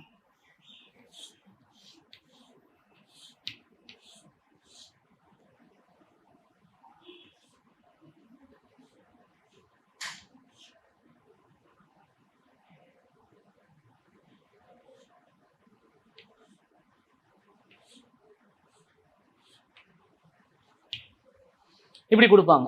அதாவது ஒரு படம் இருக்கும், அந்த படத்துல 3 படத்தை கொடுத்துருவாங்க, ஒரு படம் மட்டும் இன்கம்ப்ளீட்டடா இருக்கும். சரி, அங்கே விடுபட்டு போயிருக்கும். ஆமா, அனுப்பிச்சுட்ருக்காங்க. கை என்னப்பா 2 பேருமே. சரியா? கையோடு உட்காந்து என்னென்ன கரெக்ஷன் சொல்லிட்டு ப்ராப்பராக கம்ப்ளீட் பண்ணி முடிச்சிருங்க. எதையும் மிஸ் பண்ணிட வேண்டாம். ஓகேவா? சரி, ஓகே, ஒன்றும் பிரச்சனை. இருக்க வரைக்கும் உட்காந்து சொல்லிடுங்க. சரியா? எத்தனை மணிக்கு வருவீங்க? சரிப்பா, அவங்கள்ட்ட சொல்லிடுங்க, ஒன்றும் பிரச்சனை இல்லை. சரியா? சொல்லிட்டு தெரியலப்பா என்னன்னு கேட்டுக்கோங்க. சரியா? கையோட முடிச்சிருங்க. யுவராஜுக்கு எல்லா ஃபைலும் கொடுத்தாச்சுல?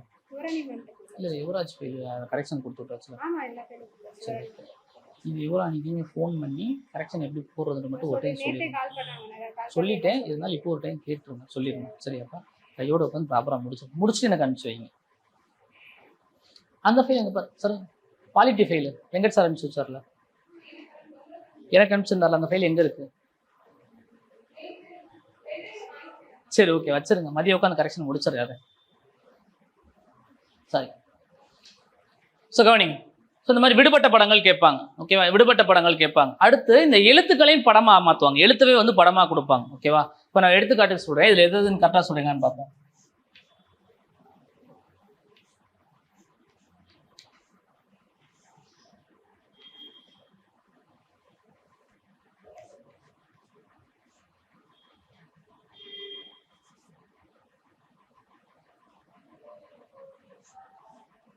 இப்போ ஒரு 6 எழுத்து கொடுத்துருக்கேன். ஆக்சுவலாக 4 கொடுத்தாலே போதும், நான் ஒரு 6 எழுத்து கொடுத்துருக்கேன். இந்த எழுத்துல ஒரு எழுத்து மட்டும் மாறுபட்டது எதுன்னு சொல்லுங்க பார்ப்போம்.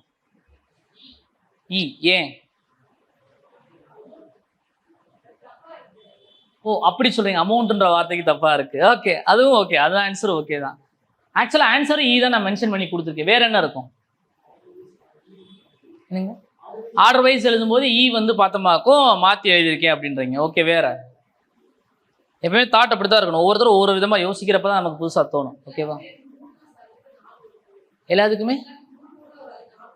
எல்லாத்துலேயும் 3 கோடு இருக்கு, அதில் மட்டும் 4 கோடு இருக்கு. ஓகே, வேற எம்மும் டியும் எப்படி? ஏஇஐஓஏ கான்செப்ட்ல வரும்போது வவல்ஸ் கான்செப்ட்ல மாறி இருக்கு. ஓகே, வேற நான் எழுத்தோட அமைப்புல வச்சு கொடுத்துருக்கேன். சரிங்க, நான் நீங்க சொன்ன கான்செப்ட் எல்லாம் ஒவ்வொருத்தரும் ஒரு கான்செப்ட் சொன்னீங்க. ஓகே, அதை ஏற்றுக்கலாம், தப்பே கிடையாது. ஓகேவா? நான் சொல்றது எழுத்து எழுதியிருக்கேன்ல, இந்த எழுத்தோட அமைப்பு இது ஒரு படமா வச்சிருந்தா இந்த ஒரு தடவை மட்டும் ஒரு எழுத்து மட்டும் மாறுபட்டது எப்படி சொல்லலாம்? இதை பேஸ் பண்ணி அடிக்கடி கொஸ்டின் கேட்டுக்கிட்டே இருக்காங்க. இ வந்து ரைட் சைடு ஃபேஸ் பண்ணி இருக்கு. மற்ற எல்லாமே ஓரளவுக்கு நெருக்கி ஆன்சர் சொல்லிட்டீங்க. வேற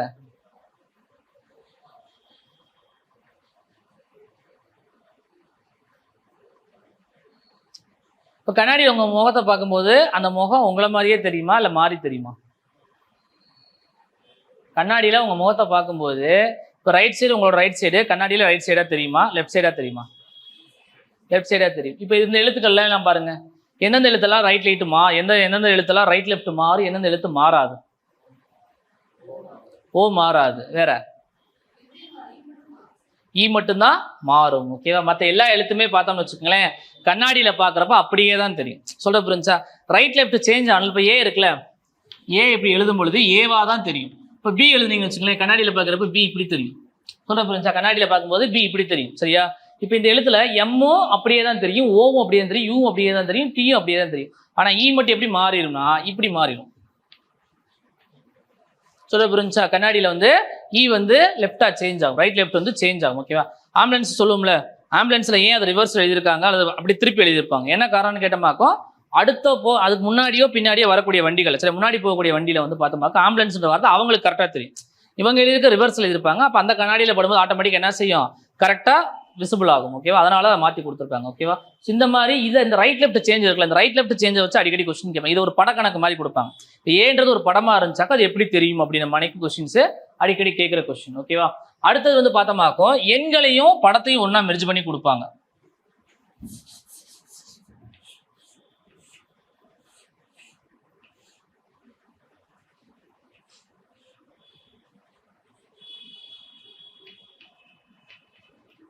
இங்க என்ன வரும்? 18. சரியா? புரியணுன்றக்காண்டி சிம்பிளா சொன்னேன். ஓகேவா? ஸோ படமாவும் இருக்கும், அதுக்குள்ள நம்பர்ஸும் இருக்கும். சரிங்க? படமும் இருக்கும், அதுக்குள்ள நம்பர்ஸ் இருக்கும். இந்த படங்கள் வந்து பார்த்தோமாக்கு இந்த மாதிரி ஷேப்ல இருக்கலாம், அல்லது கட்டம் போட்டிருக்கலாம், வட்டம் போட்டிருக்கலாம். நிறைய கான்செப்ட் இருக்கு. சொல்ல போறாங்க நிறைய கான்செப்ட் இருக்கு. ரொம்ப ஈஸியா கேட்கறது வந்து அடிக்கடி கேட்கறது வந்து பார்த்தோமாக்கு இந்த மாதிரி கேட்பாங்க.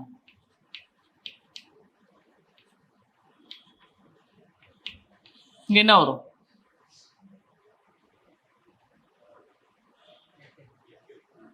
8. எப்படி?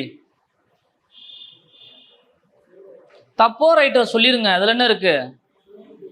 4க்கு எல்லா நம்பரையும் 2ஆல மல்டிப்ளை பண்ணியிருக்காங்களா? சாரி, இங்க தப்பா எழுதிருக்கேன், நான் தான் தப்பா எழுதிருக்கேன். இங்க 2 போடணும். சாரி, இங்க 2 போட்டிருக்கணும். சாரி 1 போட்டோன்னே 1 போட்டேன், ஸ்கொயர் கான்செப்ட் போட நினைச்சு மாத்திட்டேன். சாரி. ஸோ 1 ஓ 2 2 2 2 4 3 2 6 அப்போ 4 2 8ன்னு வரும். சரி, இது நான் பேசிக்காக கொடுத்தேன். இவங்க என்ன செஞ்சிருப்பாங்கன்னா 2ஆல பெருக்கி இருக்கலாம், சில நேரங்களில் 3ஆல பெருக்கி இருக்கலாம், சில இடங்களில் பார்த்தீங்கன்னு வச்சுங்களேன் அதே நம்பரால பெருக்கி இருப்பாங்க. 1 1 2 2 4 3 9 நாங்க 16ன்னு வர மனை கொடுக்கலாம். சொல்ல நாங்க 16 வர மனை கொடுப்பாங்க. அல்லது பகாயன் கான்செப்ட்ல கொடுப்பாங்க. சொல்ல புரிஞ்சா? அல்லது எல்லா நம்பரையும் 2ஆல பெருக்கி +1 கூட்டி இருப்பாங்க. அல்லது அடுத்தடுத்த நம்பரை 2ஆல பெருக்கி என்ன செய்வாங்க, எழுதிக்கிட்டே போவாங்க. அந்த மாதிரி நிறைய கான்செப்ட் உள்ள கொண்டு வரலாம். சரிங்க? நிறைய கான்செப்டை இதுக்குள்ள கொண்டு வரலாம். ஓகேவா? ஸோ இந்த மாதிரி படங்கள், இந்த 3 டாபிக் தான் இதுல இருக்கிறதுலே ரொம்ப முக்கியமான டாபிக். ரீசனிங் பொறுத்த வரைக்கும் இந்த 3மே வந்து ரொம்ப இம்பார்ட்டன்ட் சொல்லலாம். ஓகேவா? இதுக்கு அடுத்து உள்ள நிறைய கான்செப்ட் இருக்கு. போர்ட் மாஸ் ரூல்னு ஒன்று இருக்கும். சரிங்க? போர்ட் மாஸ் ரூல் தெரிஞ்சவங்க சொல்லுங்க பார்ப்போம். போர்ட் மாஸ்னா என்னதுங்க? ஃபர்ஸ்ட் இதுல ஒரு விஷயம் கேட்டுறேன். யார் 10th அப்புறம் மேக்ஸே படிக்காதால்? நல்லா கேட்குங்க, நல்லா கேட்குங்க. ஓகே, 1 2 3 ஓகே, கேட்கல போடுங்க. 10th அப்புறம் மேக்ஸ் படித்தவங்க, ஓகே கேட்கல போடுங்க. டிகிரி முடிச்சவங்க பரவாயில்ல, மேக்ஸிமம் டிகிரி முடிச்சிட்டீங்க, சூப்பர். ஸோ கவனிங், முடிஞ்ச வரைக்கும் மறுபடியும் சொல்லிடுறேன், கூட்டல் பெருக்கல் கழித்தல் கொஞ்சம் பழகிக்கங்க. இதுலேயே மெயினாக வந்து காமர்ஸ்காரங்களுக்கு கூட அடிக்கடி இந்த கூட்டல் பெருக்கல் எப்படி இருந்தாலும் நீங்கள் அதை வந்து நிறைய ஒர்க் அவுட் பண்ணியிருப்பாங்க. ஓகேவா? காமர்ஸ் ஸ்டூடெண்ட்ஸ் நிறைய ஒர்க் அவுட் பண்ணியிருப்பாங்க. ஆர்ட்ஸ் ஸ்டூடெண்ட்ஸுமே மெயின் அந்த ஹிஸ்ட்ரி, எக்கனாமிக்ஸ், தமிழ் படித்தவங்க, ஓகேவா, அதுக்கப்புறம் பாட்னி சுவாலஜி படித்தவங்க, இவங்க மட்டும்தான் வந்து பார்த்தோம்னா மேக்ஸே டச் இல்லாமல் இருக்கும். அதனால கொஞ்சம் ரீகால் பண்ணிடுங்க. சரிங்க? கொஞ்சம் ரீகால் பண்ணிடுங்க. ஓகே, ஸோ கவனிங்க. போர்ட் மாஸ்டர் தெரிஞ்சவங்க சொல்லுங்க அப்போ. பிராக்கெட்டு ஆஃப், ஓனா ஆஃப். ஓகே, அடுத்து டிவிஷன், மல்டிப்ளிகேஷன், அடிஷன், சப்ராக்ஷன். ஓகேவா? ஸோ அதாவது ஒரு கணக்கு இருக்குன்னா ஒரு கணக்குல எல்லாமே கூட்டலா இருந்தால் கூட்டிடலாம், எல்லாமே பெருக்கலா இருந்தால் பெருக்கிக்கலாம். ஓகேவா? ஸோ இப்போ ஒரு கணக்குல கூட்டல், கழித்தல், பெருக்கல், வகுத்தல் எல்லாமே இருக்கு. ஆனால் மாறி ஒவ்வொரு இடத்துல இருக்கும். சொல்ல புரிஞ்சா? ஒரு எடுத்துக்காட்டுக்கு 24 இன்ட்டு 3 வகுத்தல் இன்ட்டு 8 வகுத்தல் 2 ப்ளஸ் 4 மைனஸ் 1 இந்த மாதிரி இருக்குன்னு வச்சுக்கிறோம். சரியாங்க? இப்போ என்ன இருக்குது? பெருக்கல் இருக்குது, வகுத்தல் இருக்குது, கூட்டல் இருக்குது, கழித்தல் இருக்குது. ஓகேவா? ஸோ அப்போ எடுத்தோடனே பெருக்கல் செய்யலாமான்னு கேட்டால் பெருக்கல் ஒர்க் அவுட் பண்ணக்கூடாது. ஏன்னு கேட்டமாக்கும் இந்த 4 குறியீடு மேக்ஸை பொறுத்த வரைக்கும் மெயினாக 4 தான். கூட்டல், கழித்தல், பெருக்கல், வகுத்தல், அந்த 4 தான் இருக்குது. இந்த 4லையுமே எப்படி எடுக்கணும்னா தலைகீழா முதல் ரிவர்ஸ் எடுக்கும்போது ஃபர்ஸ்ட் வகுத்தல் முடிக்கணும். அந்த கணக்கில் வகுத்தல் எங்கே இருக்கோ அந்த வகுத்தலை முடிக்கணும். வகுத்தல் முடிச்சதுக்கப்புறம் எதுக்கு வரணும்? பெருக்கலுக்கு வரணும். சரிங்க? வகுத்தல் முடிச்சதுக்கப்புறம் எதுக்கு வரணும்? பெருக்கலுக்கு வரணும். சரிங்க? பெருக்கல் முடிச்சதுக்கப்புறம் எதுக்கு வரணும்? கூட்டலுக்கு வரணும். சரிங்க? கூட்டலுக்கு அப்புறம் என்ன செய்யணும்? கழிக்கணும். சரியாங்க? எடுத்தோடனே பெருக்கல் இருக்குன்றக்காண்டி பெருக்க கூடாது. அப்படி பெருக்கினா விடை தப்பா வரும். சொல்ல பாருங்க, எடுத்தோடனே பெருக்கல் இருந்துச்சா பெருக்கு நமக்கு விடை கண்டிப்பா தப்பா தான் வரும். ஸோ அப்போ முதல் வகுத்தலை முடிக்கணும், வகுத்தலை முடிச்சுட்டு பெருக்கல் முடிக்கணும், பெருக்கல் முடிச்சு கூட்டல் முடிக்கணும், கூட்டல் முடிச்சதுக்கப்புறம் என்ன செய்யணும்? கழித்தல் முடிக்கணும். வரிசையா முடிக்கின்ற அவசியம் கிடையாது. இந்த ஆர்டர்ல தான் நம்ம என்ன செய்யணும்? கணக்கை முடிக்கணும். ஓகேவா? ஓகே, இப்போ கவனிங்க. இந்த போர்டு மாஸ்டர்ல பேஸ் பண்ணியும் கண்டிப்பா கொஸ்டின் கேட்பாங்க. சொல்ல போறீங்க, போர்டு மாஸ்டர்ல பேஸ் பண்ணியும் கொஸ்டின்ஸ் கேட்பாங்க. ஓகேவா? ஸோ இதுக்கு அடுத்து இந்த வார்த்தைகளை பேஸ் பண்ணி கொஸ்டின்ஸ் இருக்கும். சரியாங்க? வார்த்தைகள் பேஸ் பண்ணி கொஸ்டின்ஸ் இருக்கும். அதுவும் முக்கியமானது. ஆனால் அது ரொம்ப ரொம்ப ரொம்ப ஈஸியானதாக இருக்கும். சரிங்க? வார்த்தைகளை பேஸ் பண்ணி வரக்கூடியது. வார்த்தைகளை பேஸ் பண்ணின்னு கேட்டோம்னாக்கும் ஒரு 4 வார்த்தை கொடுத்துருப்பாங்க. அந்த 4 வார்த்தையில எது மாறுபட்டது அப்படின்னு சொல்லி கேட்பாங்க. ஏற்கனவே கேட்டிருந்தாங்கன்னு நினைக்கிறேன். தக்காளி, உருளைக்கிழங்கு, பீட்ரூட்டு, கேரட், இதுல எது மாறுபட்டது? தக்காளி, உருளைக்கிழங்கு, பீட்ரூட்டு, கேரட். தக்காளி ஏன்? அது மண்ணுக்கு மேலே விளையக்கூடியது, மற்ற எல்லாமே மண்ணுக்கு கீழே விளையக்கூடியது. ஓகேவா? ஸோ இந்த மாதிரி ரொம்ப பேசிக் கொஸ்டின்ஸ் கேட்பாங்க. ஓகேவா? இந்த மாதிரி 4 வார்த்தை கொடுப்பாங்க, ஒரு 5 வார்த்தை கொடுத்துட்டு இதில் மாறுபட்ட வார்த்தை எது அப்படின்ற மாதிரி கொஸ்டின்ஸ் கேட்பாங்க. அடுத்து இதே மாதிரி வார்த்தைகள் என்ன மாதிரி கொஸ்டின்ஸ் கேட்பாங்கன்னா ஒரு 4-5 வார்த்தை கொடுத்துருப்பாங்க. இந்த வார்த்தைகளை ஃபுல்லாக அரேஞ்ச் பண்ண வேண்டியதாக இருக்கும். ஓகேவா? எடுத்துக்காட்டுக்கு சொல்லணும்னா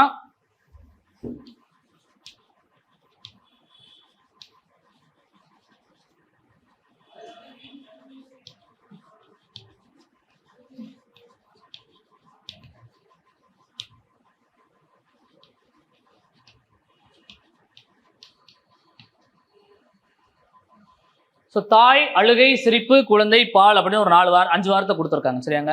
இந்த 5 வார்த்தையை ஒரு அரேஞ்ச் பண்ணா நீட்டா ஒரு மாதிரி அரேஞ்ச் பண்ணணும். எப்படி அரேஞ்ச் பண்ணலாம்?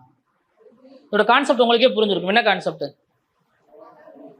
முதல்ல என்ன வருதுல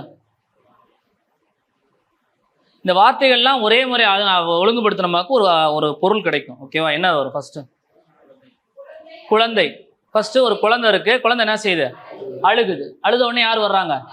தாய் வர்றாங்க. தாய் வந்தோடனே என்ன செய்வாங்க? பால் ஊட்டுவாங்க. சரிங்க? பால் ஊட்டினே குழந்தை என்ன செய்யும்? சிரிக்கும். தொடர் புரிஞ்சா? இது என்ன சொன்னா கருத்தியல் தொடர்பான வார்த்தை. அதாவது ஒரு கருத்து உள்ள இருக்கும். இந்த வார்த்தைகளை பேஸ் பண்ணி நம்ம என்ன வருஷப்படுத்தணுமாக்கும் இந்த வார்த்தைகளை ஒரு கருத்தை கொடுக்கும். சொல்ல புரியுதா? அப்ப ஃபர்ஸ்ட் ஒரு குழந்தை இருக்கு. அப்ப 4. ஓகேவா? 4. அடுத்து என்ன வருவாங்க?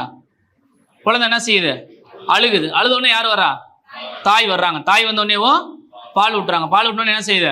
குழந்தை சிரிக்குது. அப்ப சரியான வரிசை என்ன வரும்? 4, 2, 1, 5, 3. சொல்ல 4, 2, 1, 5, 3. ஓகேவா? ஸோ வார்த்தைகளை பேஸ் பண்ணி இந்த மாதிரி கொஸ்டின்ஸ் இருக்கும். அடுத்து இந்த வார்த்தைகளே குறியீடு, மறு குறியீடுன்னு ஒரு கான்செப்ட் கொண்டு வருவாங்க. சரிங்க? வார்த்தைகளையும் குறியீடு, மறு குறியீடு அப்படின்னு ஒரு கான்செப்ட் கொண்டு வருவாங்க. அதாவது ஒரு வார்த்தை கொடுப்பாங்க, அந்த வார்த்தைக்கு வேறொரு வார்த்தையை சொல்லுவாங்க. இப்போ எடுத்துக்காட்டுக்கு நீலம்னா பச்சை. ஓகேவா? பச்சைனா சிவப்பு, சிவப்புனா ஆரஞ்சு. ஓகேவா? ஆரஞ்சுனா வெள்ளை. ஓகேவா? வெள்ளைனா கருப்பு. ஓகேவா? வெள்ளைனா கருப்பு. ஓகேவா? ஸோ இந்த மாதிரி வார்த்தையா கொடுத்துருவாங்க. நீலம் ஒரு குறியீட்டு மொழியில் நீலம் என்றால் பச்சை, பச்சை என்றால் சிவப்பு, சிவப்பு என்றால் ஆரஞ்சு, ஆரஞ்சு என்றால் வெள்ளை, வெள்ளை என்றால் கருப்பு என்று பொருள். எனில் மனித ரத்தத்தின் நிறம் என்ன? மனுஷனோட ரத்தத்தோட நிறம் என்ன? என்ன கலரு? ஆரஞ்சு. ஏன்? ஏன்னா இங்க சிவப்பு எப்படி சொல்லணும்? ஆரஞ்சுன்னு சொல்லி சொல்லணும். சொல்ல சிவப்பு எப்படி சொல்லணும்? ஆரஞ்சு அப்படின்னு சொல்லி சொல்லணும். ஓகேவா? ஒரிஜினலா ஆன்சர் சிவப்பு தான். ஆனா சிவப்பு இங்க எப்படி குறிக்க சொல்லுவாங்க? ஆரஞ்சுன்னு குறிக்க சொல்லுவாங்க. ஓகேவா? சோ பாலின் நிறம் என்னவா இருக்குங்க? பாலின் நிறம் சிவப்பு. சரியா? பாலின் நிறம் சிவப்பா? பால் என்ன கலர்ல இருக்கும்? பச்சை கலர்லயா இருக்கும். என்ன வரும்? கருப்பு. சரியா? பச்சை கலர்ல பால் இருக்கா? ஓகேவா? வெள்ளையா இருக்கிறதுதான் கருப்புன்னு சொல்லலாம். பால் வெண்மை நிறமானது. ஸோ வெண்மை எப்படி சொல்லுவாங்க? கருப்பு அப்படின்னு சொல்லி சொல்லுவாங்க. ஓகேவா? கருப்பு அப்படின்னு சொல்லி சொல்லுவாங்க. ஸோ இந்த மாதிரி வார்த்தைகள் இருக்கும். இதுலயே இன்னொரு வார்த்தைகள் குறியீடு, மறு குறியீடு ஒன்று இருக்கும். என்னன்னு கேட்டமாக்கும் இப்ப ஒரு எடுத்துக்காட்டுக்கு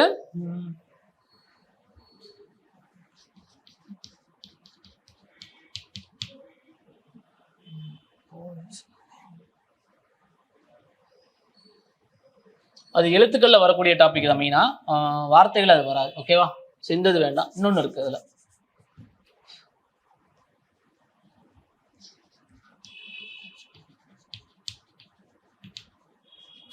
குட் மார்னிங் என்பதை, சரியா, குட் மார்னிங் என்பதை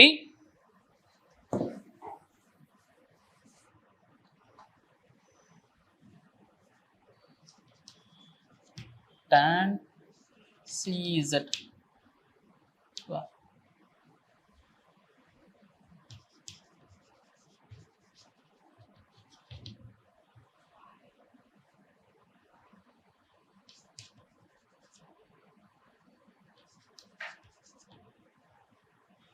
இந்த மாதிரி கொடுப்பாங்க. அதாவது குட் மார்னிங் என்பதை TANCEZ, ஓகேவா, tan CEZ என்றும், வெரி குட் என்பதை tan REZ என்றும் குறிப்பாங்க. சரி, அங்க ரெண்டு வார்த்தை கொடுத்துருக்கேன், சிம்பிளா கொடுத்துருக்கேன். ஓகேவா? எனில் குட் என்பதன் குறியீடு என்ன? குட் என்பதன் குறியீடு என்ன? tan. ஓகே, எப்படி கண்டுபிடிக்கிறோம்னா ரெண்டுலையுமே வரக்கூடிய பொதுவான வார்த்தை எது? குட். ஓகேவா? ரெண்டுலையுமே பொதுவான வரக்கூடிய குறியீடு எது? tan.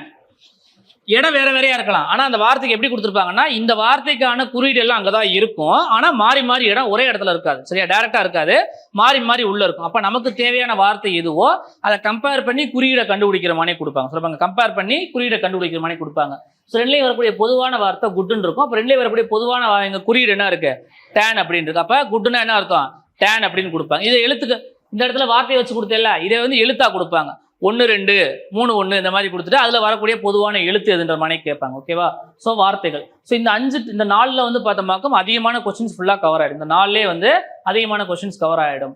இந்த படங்கள்ல ஒரு முக்கியமான சொல்ல மறந்துட்டேன். படங்களை பொறுத்த வரைக்கும் பார்த்தோம்னா இதுக்குள்ளேயுமே இந்த முக்கோணம், சதுரம், செவ்வகம் கண்டுபிடிக்கிற மாதிரி கான்செப்ட் நிறைய கொடுப்பாங்க. இப்ப எத்தனை முக்கோணம் இருக்கலாம்? சும்மா தெரிஞ்சதை சொல்லுங்க, தெரியலாம் தப்பே கிடையாது. 7 வேற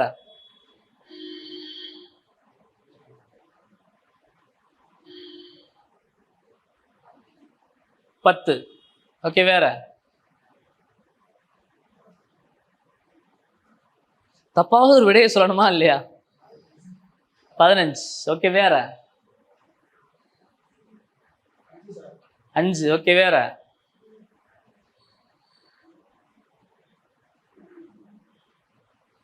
கவனிங்க, இதுல 10 முக்கோணம் இருக்கும். சரியா? 10 முக்கோணம் இருக்கும். 1 2 3 4 5. ஓகேவா? அடுத்து இது ஒரு பெரிய முக்கோணமா, கோடோடு காமிச்சு இது ஒரு பெரிய முக்கோணம். அது மாதிரி இது ஒரு முக்கோணம். ஓகேவா? அது மாதிரி இது ஒரு முக்கோணம். ஓகேவா? அது மாதிரி இங்க வரும்போது இது ஒரு முக்கோணமா இருக்கும். சாரி, இது ஒரு முக்கோணமா இருக்கும். அடுத்து இது ஒரு முக்கோணமா இருக்கும். ஓகேவா? அந்த எழுதில் என்ன கண்டுபிடிக்கிறது ஷார்ட்கட்லாம் நிறைய இருக்கு, அதெல்லாம் உங்களுக்கு சொல்லுவாங்க. இதுல எத்தனை சதுரம் இருக்கும்? எத்தனை சதுரம் இருக்கு? உள்ள எல்லாமே சதுரமா கணக்கு வச்சுங்க. நான் கொஞ்சம் வரையும் போது கொஞ்சம் மாத்தி வரைஞ்சிட்டு.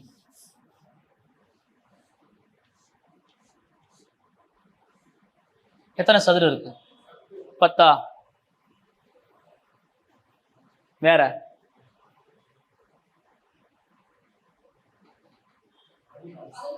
11.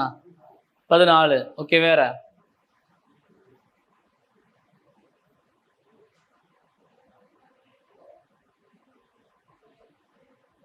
சொல்லுங்க. 14 தான் கரெக்ட். ஓகேவா? கவனிங்க, உள்ள தனித்தனியா என்னும்போது 1 2 3 4 5 6 7 8. ஓகே, 9. மொத்தம் 9 வந்துடும். ஓகே, ஸோ மொத்தம் உள்ள ஒரு சின்ன சின்ன முக்கோணமா 9 இருக்கும். அடுத்து இந்த 2 2 சேர்க்கும் போது இது ஒரு சதுரம் தானே, 2க்கு 2 ஒரு சதுரம் தானே. 2 சதுரத்தை சேர்க்கும் பொழுது மொத்தமா 4 சதுரத்தை சேர்க்கும் போது ஒரு சதுரம் கிடைக்கும். ஓகேவா? அதாவது இந்த ஷேப்ல இருக்குது. இது 4 சேர்ந்து ஒரு சதுரம் கிடைக்கும். சரியா? இது மொத்தம் எத்தனை இருக்கும்னா 1, இது 1 2, இது 1 3, இது 1 4, இது ஒரு 4. மொத்தமா எல்லாமே சேர்த்து ஒரு பெரிய சதுரம் இருக்கும். இது ஒரு 1. மொத்தம் எவ்வளவு வரும்? 14 சதுரம் இருக்கும். மொத்தம் எத்தனை சதுரம் இருக்கும்? 14 சதுரம் இருக்கும். ஓகேவா? 14 சதுரம் இருக்கும். இந்த கான்செப்ட்லயும் கொஸ்டின்ஸ் அதிகமா படக்கணக்குல கேட்பாங்க. சரி, இந்த கான்செப்ட்லயும் கொஸ்டின் வந்து அதிகமா கேட்பாங்க படக்கணக்குகள்ல. ஓகேவா? ஓகே, ஸோ படக்கணக்கு இந்த வார்த்தைகள் இந்த 4மே வந்து ரொம்ப ரொம்ப முக்கியமானது. சரி, இந்த 4மே வந்து ரீசனிங் சைடு வந்து அதிகமானது. கொஸ்டின்ஸ் எல்லாம் இதுக்குள்ளே கவர் ஆயிடும். சரி, இந்த 4 டாபிக்லாம் கம்ப்ளீட் பண்ணாலே முடிஞ்சிடும். ஓகேவா? ஓகே, ஸோ மேக்ஸை பொறுத்தவரைக்கும் என்ன கொஸ்டின் கேட்பாங்கன்னு சொல்றேன்.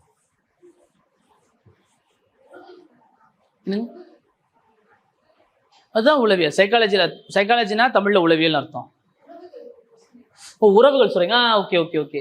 பிளட் ரிலேஷன் தனியா இருக்கு. ஓகேவா? பிளட் ரிலேஷன், அதுக்கப்புறம் பசல்ஸ்ன்னு சொல்லி தனித்தனியா இருக்கு. அது ரெண்டும் நான் சொல்ல மறந்துட்டேன். Blood relation. ஓகேவா, அதாவது ஒரு உறவு முறையை பேஸ் பண்ணி கொஸ்டின்ஸ் கொடுப்பாங்க. ஓகே, உறவு முறை, சீட்டிங் அரேஞ்ச்மெண்ட், பஸ்ஸல்ஸ் சொல்லி அதுக்கப்புறம் வேற ஒரு கான்செப்ட் இருக்கு. உறவு முறைனா என்ன செய்வாங்கன்னா கொஸ்டின்ஸ் எப்படி இருக்குன்னா, ஒரு படத்தில் உள்ள ஒரு நபரை காண்பித்து, சரி, ஒரு படத்தில் உள்ள ஒரு நபரை காண்பித்து ஒரு ஆண் பின்வருமாறு கூறினார். சரியா, இப்போ நான் ஒரு ஆண் வந்து ஒரு படத்துல இருக்க ஒரு ஆணை பார்த்து சொல்றேன், இவர் யாருன்னா என்னுடைய தாயின் சகோதரனின், ஓகே, என்னுடைய தாயின் சகோதரனின் மகனின் தந்தை அப்படின்னு சொல்லி சொல்றேன். சரியா, என்னோட தாயோட சகோதரனோட மகனோட தந்தை. அப்ப அவர் எனக்கு என்ன உறவு முறையா இருப்பாரு? மாமா. சொல்ல புரியுதா? என்னோட தாயோட, என்னோட தாய்னா என்னோட அம்மா, என்னோட அம்மாவோட சகோதரன் யாரு? மாமா. மாமாவோட பையன் யாரு? மாமாவோட பையன். ஓகேவா, அவரோட அப்பா யாரு? மாமா தான். சொல்ல புரியுதா? போய் மறுபடியும் இப்ப நான் ரொம்ப கொஞ்சம் சிம்பிளா தான் சொன்னேன். இப்ப அந்த வார்த்தையை என்ன செய்வாங்க, இன்னும் கொஞ்சம் லைட்டா ட்விஸ்ட் பண்ணி சொல்லுவாங்க. சொல்ல புரியுதா? இந்த வார்த்தையை கொஞ்சம் ட்விஸ்ட் பண்ணி சொல்லுவாங்க. எப்படி சொல்றதுன்னா, ஒரு பாட்டியை சொல்லும்போது என்ன சொல்லுவாங்க, இவர் எனது தாயின் மகனின் தாய் அப்படின்ற மாதிரி சொல்லுவாங்க. அல்லது என் தாயின் மகனின் ஒரே மகனின் பாட்டி அப்படின்ற மாதிரி சொல்லுவாங்க. சுத்தி சுத்தி அந்த உறவு முறை அம்மா, அப்பா, அண்ணன், சகோதரி, அதுக்கப்புறம் பார்த்தோம்னாக்கு மாமா, இந்த ஒரு குறிப்பிட்ட உறவு முறைகள் தான் இருக்கும். இதை பேஸ் பண்ணி கொஸ்டின்ஸ் நிறைய கேட்பாங்க. ஓகேவா, பிளட் ரிலேஷன். அடுத்து முக்கியமான ஒரு டாபிக், இந்த 4 டாபிக் தவிர்த்து அடுத்து ஒரு முக்கியமான டாபிக், எப்பயுமே கேட்கக்கூடிய ஒரு டாபிக் சொன்னமாக திசைகள் ஒரு கான்செப்ட் இருக்கும். சரிங்க, திசைகள் கான்செப்ட் கண்டிப்பா ஒரு கொஸ்டின் கேட்பாங்க. திசைகளை பொறுத்த வரைக்கும் ரொம்ப ரொம்ப ரொம்ப ஈஸியான கான்செப்ட்னு சொல்லலாம். ஏன்னா அது ஒரு 7 கண்டென்ட் மட்டும்தான் இருக்கு, 7 வகை தான் இருக்கும். ஒரு 6 வகைன்னு கூட சொல்லலாம். அந்த 6 வகைக்குள்ளதான் கொஸ்டின்ஸ் கேட்பாங்க. ஓகேவா, அதுலேயும் ஒரே கொஸ்டின் இப்போ லாஸ்ட்டாக ஒரு 3 டைம் கேட்டிருக்காங்க. ஒரே கொஸ்டின் வந்து லாஸ்ட் 3 எக்ஸாம்லையுமே கேட்டாங்க. அது அவ்வளோ தூரத்துக்கு இம்பார்ட்டன்ட் கிடையாது. ஓகேவா, ரொம்ப ஈஸியான கொஸ்டினாக தான் கொடுத்துருந்தாங்க. ஓகே, திசைகள், ரத்த உறவுகள், இது 2 அடிக்கடி கேட்கக்கூடியது. அடுத்தது பார்த்தோமாக்கும் ரேங்கிங் ஒன்று இருக்கும். சரிங்க,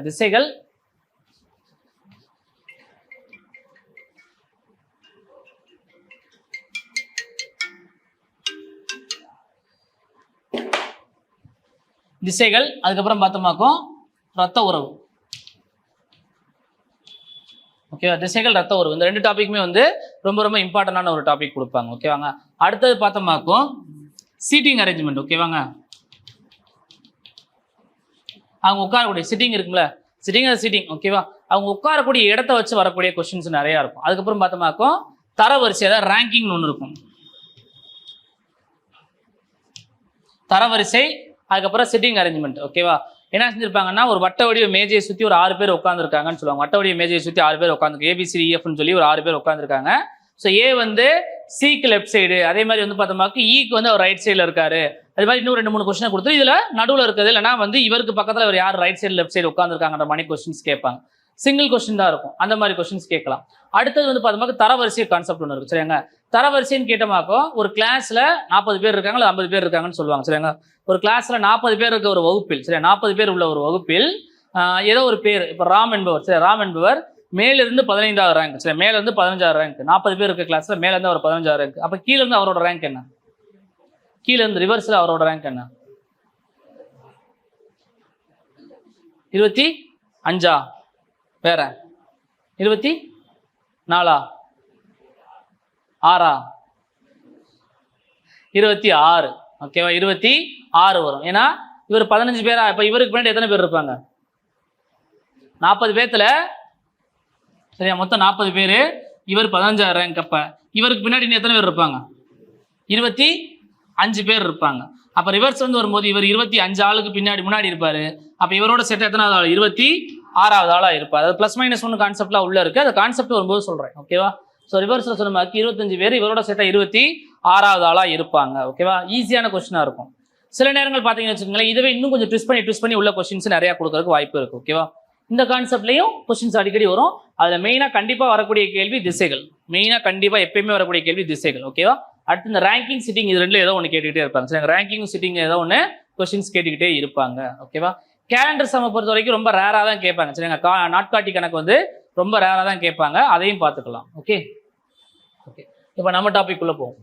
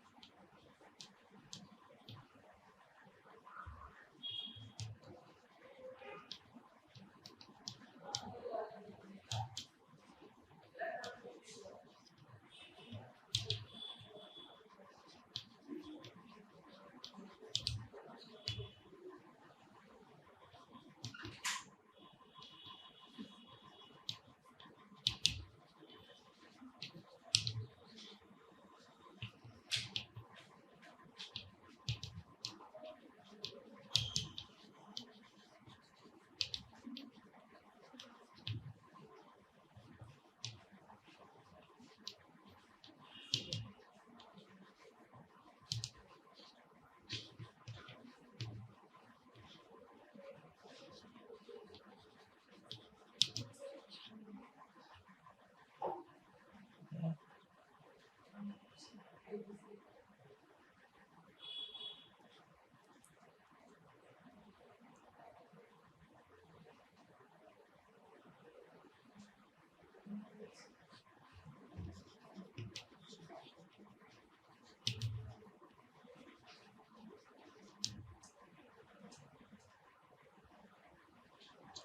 மெயினாக அந்த ஒரு 18 டாபிக் உள்ள வரும். சரி, மெயினாக ஒரு 18 டாபிக் வரும். அப்போ 18 கொஸ்டின் வருமானு கேட்டுறாங்க. இந்த 18ல் செலக்டிவாக ஒரு 4-5 கொஸ்டின்ஸ் வரும். சொல்ல புரிஞ்சா? படிக்கிற எல்லாமே வரப்போகிற இதில் செலக்டிவாக கேட்பாங்க. ஓகேவா? ஸோ இந்த டாபிக் எல்லாமே நம்ம பார்க்க போகிற டாபிக். சரி, இந்த டாபிக் எல்லாமே உங்களுக்கு நான் நடத்திடுவேன். ஓகே, ஸோ இதில் ஓகேவா நமக்கு கேட்க போகிறது லிமிட்டடாக தான் கொஸ்டின்ஸ் இருக்கும். மறுபடியும் சொல்லிடுறேன், லிமிட்டடாக 4 அல்லது 5 கொஸ்டின்ஸ் வரைக்கும் வரலாம். 20 கொஸ்டினில் வந்து ரீசனிங் அதிக பார்ட் இருக்கும். ரீசனிங் வந்து அதிக பார்ட் இருக்கும். மேக்ஸை பொறுத்த வரைக்கும் உங்களுக்கு போலீஸ் எக்ஸாம்ன்றனால லிமிட்டாக தான் கேட்பாங்க. இது வரைக்கும் கேட்டுக்க வச்சு சொல்லிடுறேன். 2017, 18, 19 ஒரு பேட்டர்ன் இருந்துச்சு. அதுக்கப்புறம் வரும்பொழுது பார்த்தோமாக்கும் வேற பேட்டர்னாக மாறிடுச்சு. ஓகே, அதுக்கப்புறம் ரொம்ப ஈஸியாக மாறிடுச்சு. அதுக்கு முன்னாடி வரைக்கும் கட் ஆஃப் வந்து 60 எடுத்தாலே போதும். 80க்கு 70க்குலாம் பார்த்தோமாக்கும் 60 எடுத்தாலே வேலை கிடைக்கும். ஓகே, அந்த மாதிரிலாம் ஸ்டேஜ் இருந்துச்சு. இப்போ கொஸ்டின் ரொம்ப ஈஸி பண்ணதுனால வந்து பார்த்தோமாக்கும் 100க்கு 87, 88, 89 இந்த மாதிரி எடுக்கும்பொழுது தான் வேலை கிடைக்குது. ஓகேவா? ஸோ கொஸ்டின்ஸ் கொஞ்சம் ஈஸியாக ஆரம்பிச்சிருச்சு. காரணம் கேட்டால் இந்த டாப்பிக்கில் வந்து கொஞ்சம் கம்மியாக கேட்குறாங்க. ஆனால் அதுக்கு இந்த டாபிக் படிக்காமல் போக முடியாது. இந்த டாபிக் படித்தாதான் கண்டிப்பாக உள்ள மார்க் கட் ஆஃப் ஏறும். ஏன்னா இந்த டாபிக் யார் ஒர்க் அவுட் பண்ணுறாங்க அவங்க கண்டிப்பாக வந்து வேலை கிடைக்கும். ஏன்னு கேட்டோம்னு வச்சுக்கலேன், இது படிக்காதவனுக்கு தெரியாது. ரீசனிங்கை பொறுத்த வரைக்கும் என்னன்னா, யார் வேணாலும் ஆன் த ஸ்பாட்ல பார்த்து அதை ஆன்சர் பண்ணலாம். சொல்ல படக்கணக்கு இருக்கு, எத்தனை முக்கோணம் இருக்குன்னு படிக்காதவங்க கூட எண்ணி சொல்லிடலாம். சொல்ல புரியுதா? ஆனால் எண்ணியில் ஒரு ஃபார்முலா தெரியாதால என்ன செய்ய முடியாது, ஒர்க் அவுட் பண்ணவே முடியாது. சுற்றி விடலாம். எல்லா கணக்கும் சுற்றி விட்டு எல்லா கணக்கு வரணும்னா அவர் முதல் நாளே ஏதாவது செய்வன வச்சுட்டு வந்திருந்தா மட்டும்தான் அவருக்கு எல்லா கணக்குமே ஆன்சர் வரும். சொல்ல புரிஞ்சா? ஸோ அதனால இந்த டாபிக்லாம் ரொம்ப முக்கியமான டாபிக். இதுலையுமே வந்து பார்க்க போகிறது வந்து சில டாபிக்கோட ரிலேட்டடாக இருக்கும். ஓகே, எழுதிக்குங்க, முதல்ல எழுதிக்குங்க, எழுதுங்க, அதுக்கப்புறம் நான் சொல்கிறேன்.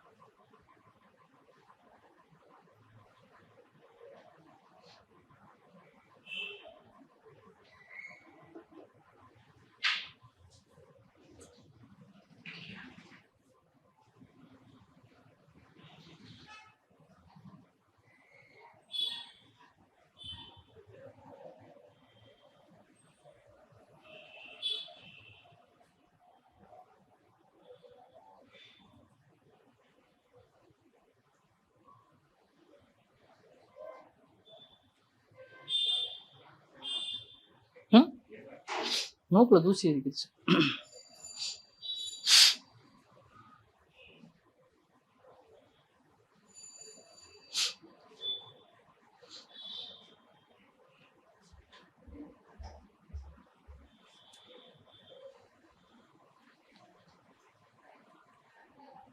அது மாதிரி ஃபஸ்ட்டே சொல்லிடுறேன், கிளாஸ்க்குள்ளே இருக்கும் பொழுது சரியா, இது உங்களோட இதுக்காண்டி சொல்லிடுறேன், பக்கத்தில் இருக்க நோட்டை பார்த்து தயவு செஞ்சு எழுதாதீங்க. ஏன் சொல்கிறேன்னா, பக்கத்தில் இருக்க நோட்டை பார்த்து எழுத ஆரம்பிச்சிங்கன்னு வச்சுங்களேன், மைண்டு ஓகே அதை பார்த்துக்கலாம்ன்ற மனநிலைக்கு வந்துடும். தப்போ ரைட்டோ அது நீங்களாவே கணக்கு செய்யுங்க. கிளாஸில் நோட் சொல்லும் போதுமேவும் அறகுறையாவது நீங்கள் எழுதி பழகுங்க. அப்போ தான் வந்து மைண்ட் இங்கே இருக்கும். சரியா? பக்கத்தில் இருக்க நோட்டை பார்த்து எழுதிட்டே அந்த மாதிரி நமக்கு மைண்டு இருக்கவும் செய்யாது, ரெண்டாவது படிக்கவும் முடியாது. எப்பயும் நம்ம படிக்கிறதா நம்ம மைண்டுக்கு ஏறும். சொல்றது புரிஞ்சு? அடுத்தவங்க நான் பார்க்குறத வந்து தப்பு சொல்லலை, அதை பார்த்த மாக்கும் எப்பயுமே அடுத்தவங்களோட உதவியை ஹெல்ப் பண்ணுற இதவே நம்ம கேட்டுக்கிட்டே இருக்க மனைக்கு இருக்கும்.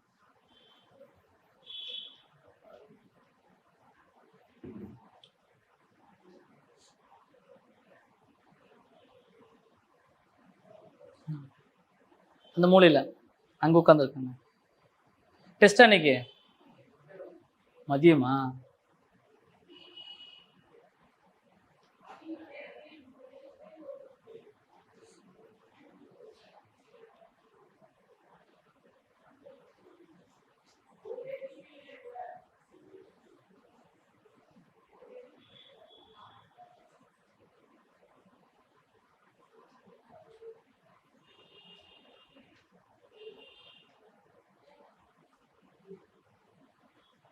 கவனிங்க. இதில் கம்பல்சரி எந்தெந்த டாப்பிக்லேருந்து கொஸ்டின்ஸு வரும்ன்ற மாணிக்கு ஏதாவது எதிர்பார்க்கலாம்னு முதல் சொல்லிடுறேன். ஓகேவா? மெயினாக வந்து காலமும் வேலை கொஸ்டின் வந்து கண்டிப்பாக ஒரு கேள்வி எப்பயுமே இருக்கும். ஓகேவா? மெயினாக இருக்கும். ஓகே, அடுத்தது பார்த்தோமாக்கும் சதவீதம். ஓகே, அடுத்தது சதவீதம் அல்லது லாப நஷ்டம். இது ரெண்டில் ஏதோ ஒன்று. கவனிங்க. ஃபர்ஸ்ட் இதை வந்து எதுக்கு ரிலேட்டட்னு சொல்லிடுறேன். எண்ணியல் டாபிக் இருக்குல்லங்க, எண்ணியல் டாபிக்ன்றது வந்து பார்த்தோமாக்கும் எண்களை பேஸ் பண்ணி வரக்கூடியது. எண்கள் பேஸ் பண்ணி வரக்கூடியது. ஓகேவா? எண்களில் ஒற்றைப்படை எண்கள், இரட்டைப்படை எண்கள், பகு எண்கள், பகா எண்கள் பார்த்துருப்போம்ல. ஸோ இந்த ஒத்தப்பட நம்பர், ரெட்டப்பட நம்பர் அப்புறம் கூட்டுனா என்ன வரும், அது ஸ்கொயர் பண்ணி கூட்டினா என்ன வரும், கியூப் பண்ணி கூட்டினா என்ன வரும், இந்த மாதிரி இது எல்லாமே எண்ணியல் டாபிக் உள்ள வரும். ஓகேவா? இந்த டாபிக்கும் ஒரே இதுதான், சுருக்க டாபிக்கும். சரியாங்க? ரெண்டுமே கிட்டத்தட்ட ஒன்றுக்கு ஒன்று தொடர்புல தான் இருக்கும். ஓகேவா? இதுல எண்கள் ஸ்கொயர், அதாவது normal number, square number, cube number. ஸ்கொயர்னா என்னங்க? தப்போ ரைட்டோ சத்தமா சொல்லுங்க, முதல்ல சொல்ல பழகுங்க. ஸ்கொயர்னா என்னது? வர்க்கம்னா என்னது? ஒரு நம்பரை மறுபடியும் அதே நம்பரால பெருக்குறது. சரியா? ஒரு நம்பரை மறுபடியும் அதே நம்பரால பெருக்குறதுக்கு பேர் தானே அது ஸ்கொயர். ஓகேவா? ஸ்கொயர். கியூப்னா 3 டைம் பெருக்குது. முதல் ஒரு டைம் பெருக்கி, அடுத்த ஒரு டைம் பெருக்கி, அதுக்கப்புறம் பெருக்குது. அதாவது 2 கியூப்னா 2 × 2 × 2 மொத்தம் 3 டைம் பெருக்கி இருப்பாங்க. சொல்லப்போ அதுதான் கியூப் நம்பர்ஸ் அப்படின்னு சொல்லுவாங்க. ஸோ இந்த 3ஐயும் பேஸ் பண்ணி இந்த கொஸ்டின்ஸ் இருக்கும். வர்க்க எண்கள், கன எண்கள், சாதா எண்கள். ஓகே, 3ஐயும் பேஸ் பண்ணி இருக்கும். இது எப்படி இருக்குன்னு கேட்டோமாக்கும் பிளஸ் நம்பரு மைனஸ் நம்பர். சரியா? பிளஸ் நம்பரு மைனஸ் நம்பர் இருக்கும்ல, +5 -5 பார்த்துருப்பீங்களா? +5 இருக்கும், -5 இருக்கும். ஓகேவா? ஸோ இதோட பெருக்கல், கூட்டல், கழித்தல், வகுத்தல் இதை பேஸ் பண்ணியிருக்கும். அதே மாதிரி அடுக்க பேஸ் பண்ணியிருக்கும். அடுக்குன்னா என்ன சொல்லனா 5 ஸ்கொயர், 5 பவர் 5, 5 பவர் 7, 5 பவர் 10லாம் இருக்கும் சில நம்பர். ஸோ அப்போ அந்த நம்பரை அப்புறம் எப்படி கூட்டுறது, அந்த நம்பரை ஃபுல்லாக எப்படி கழிக்கிறதுன்னு இருக்கும். அது மாதிரி டெசிமல் வேல்யூ இருக்கும், புள்ளி வச்ச நம்பர் இருக்கும்ல, இதெல்லாம் சேர்த்து இந்த இதுக்குள்ள இருக்கும். ஸோ ரெண்டுமே கிட்டத்தட்ட ஒரே மாதிரி தான் இருக்கும். ஓகே, ரெண்டுமே வந்து கிட்டத்தட்ட ஒரே மாதிரி தான் இருக்கும். ஓகேவா?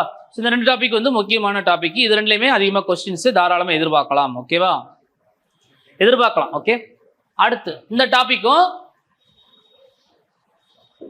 இயற்கணிதமும் ஓரளவுக்கு தொடர்புல தான் இருக்கும். ஏன்னு கேட்டோம்னு வச்சுங்களேன், இது வெறும் நம்பரா கொடுத்துருப்பாங்க, அதுக்கு பதில் இங்கே எக்ஸ்ன்ற வார்த்தையை சொல்லி கொடுப்பாங்க. சரியாங்க?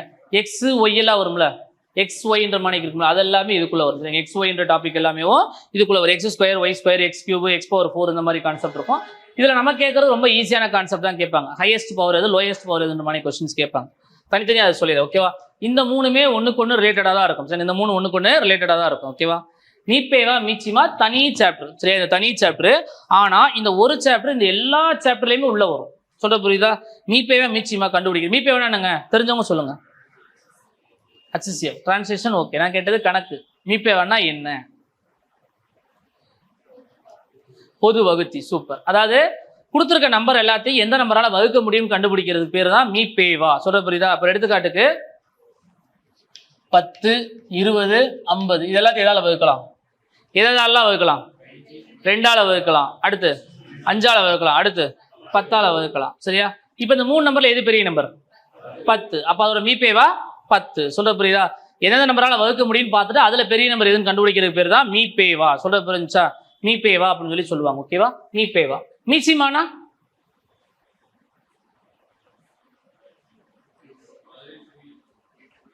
சிறிய நம்பரா? வேற கவனிங்க. மீப்பேவானா கொடுத்துருக்க நம்பரை ஃபுல்லா எந்த நம்பரால வகுக்க முடியும்னா அது பேரு மீப்பேவா. சரியா? மீச்சிமானா கொடுத்துருக்க நம்பரால எந்த நம்பரை வகுக்க முடியுமோ அதுதான் மீச்சிமா. இப்போ ஒரு நம்பரை 10ஆலே வகுக்கணும், 20ஆலே வகுக்கணும், 50ஆலே வகுக்கணும். அப்போ அந்த நம்பர் என்னவா இருக்கும்? ஒரு நம்பரை 10ஆலே வகுக்கணும், 20ஆலே வகுக்கணும், 50ஆலே வகுக்கணும். அப்போ அந்த நம்பர் என்னவா இருக்கும்? 100. சொல்ல புரியுதா? 100 என்ன செய்யலாம்? 10ஆல வகுக்கலாம், 20ஆல வகுக்கலாம், 50ஆல வகுக்கலாம். ஈஸியான நம்பர்னால நீங்க 100ன்னு சொல்றீங்க. இதே வந்து வேற நம்பர் கொடுக்குறப்ப மீச்சிமா கண்டுபிடிச்சு சொல்லணும். சொல்ல புரியுதாங்க? ஸோ மீப்பேவானா கொடுத்துருக்க நம்பரை எந்த நம்பரால வகுக்கிறது. ஓகேவா?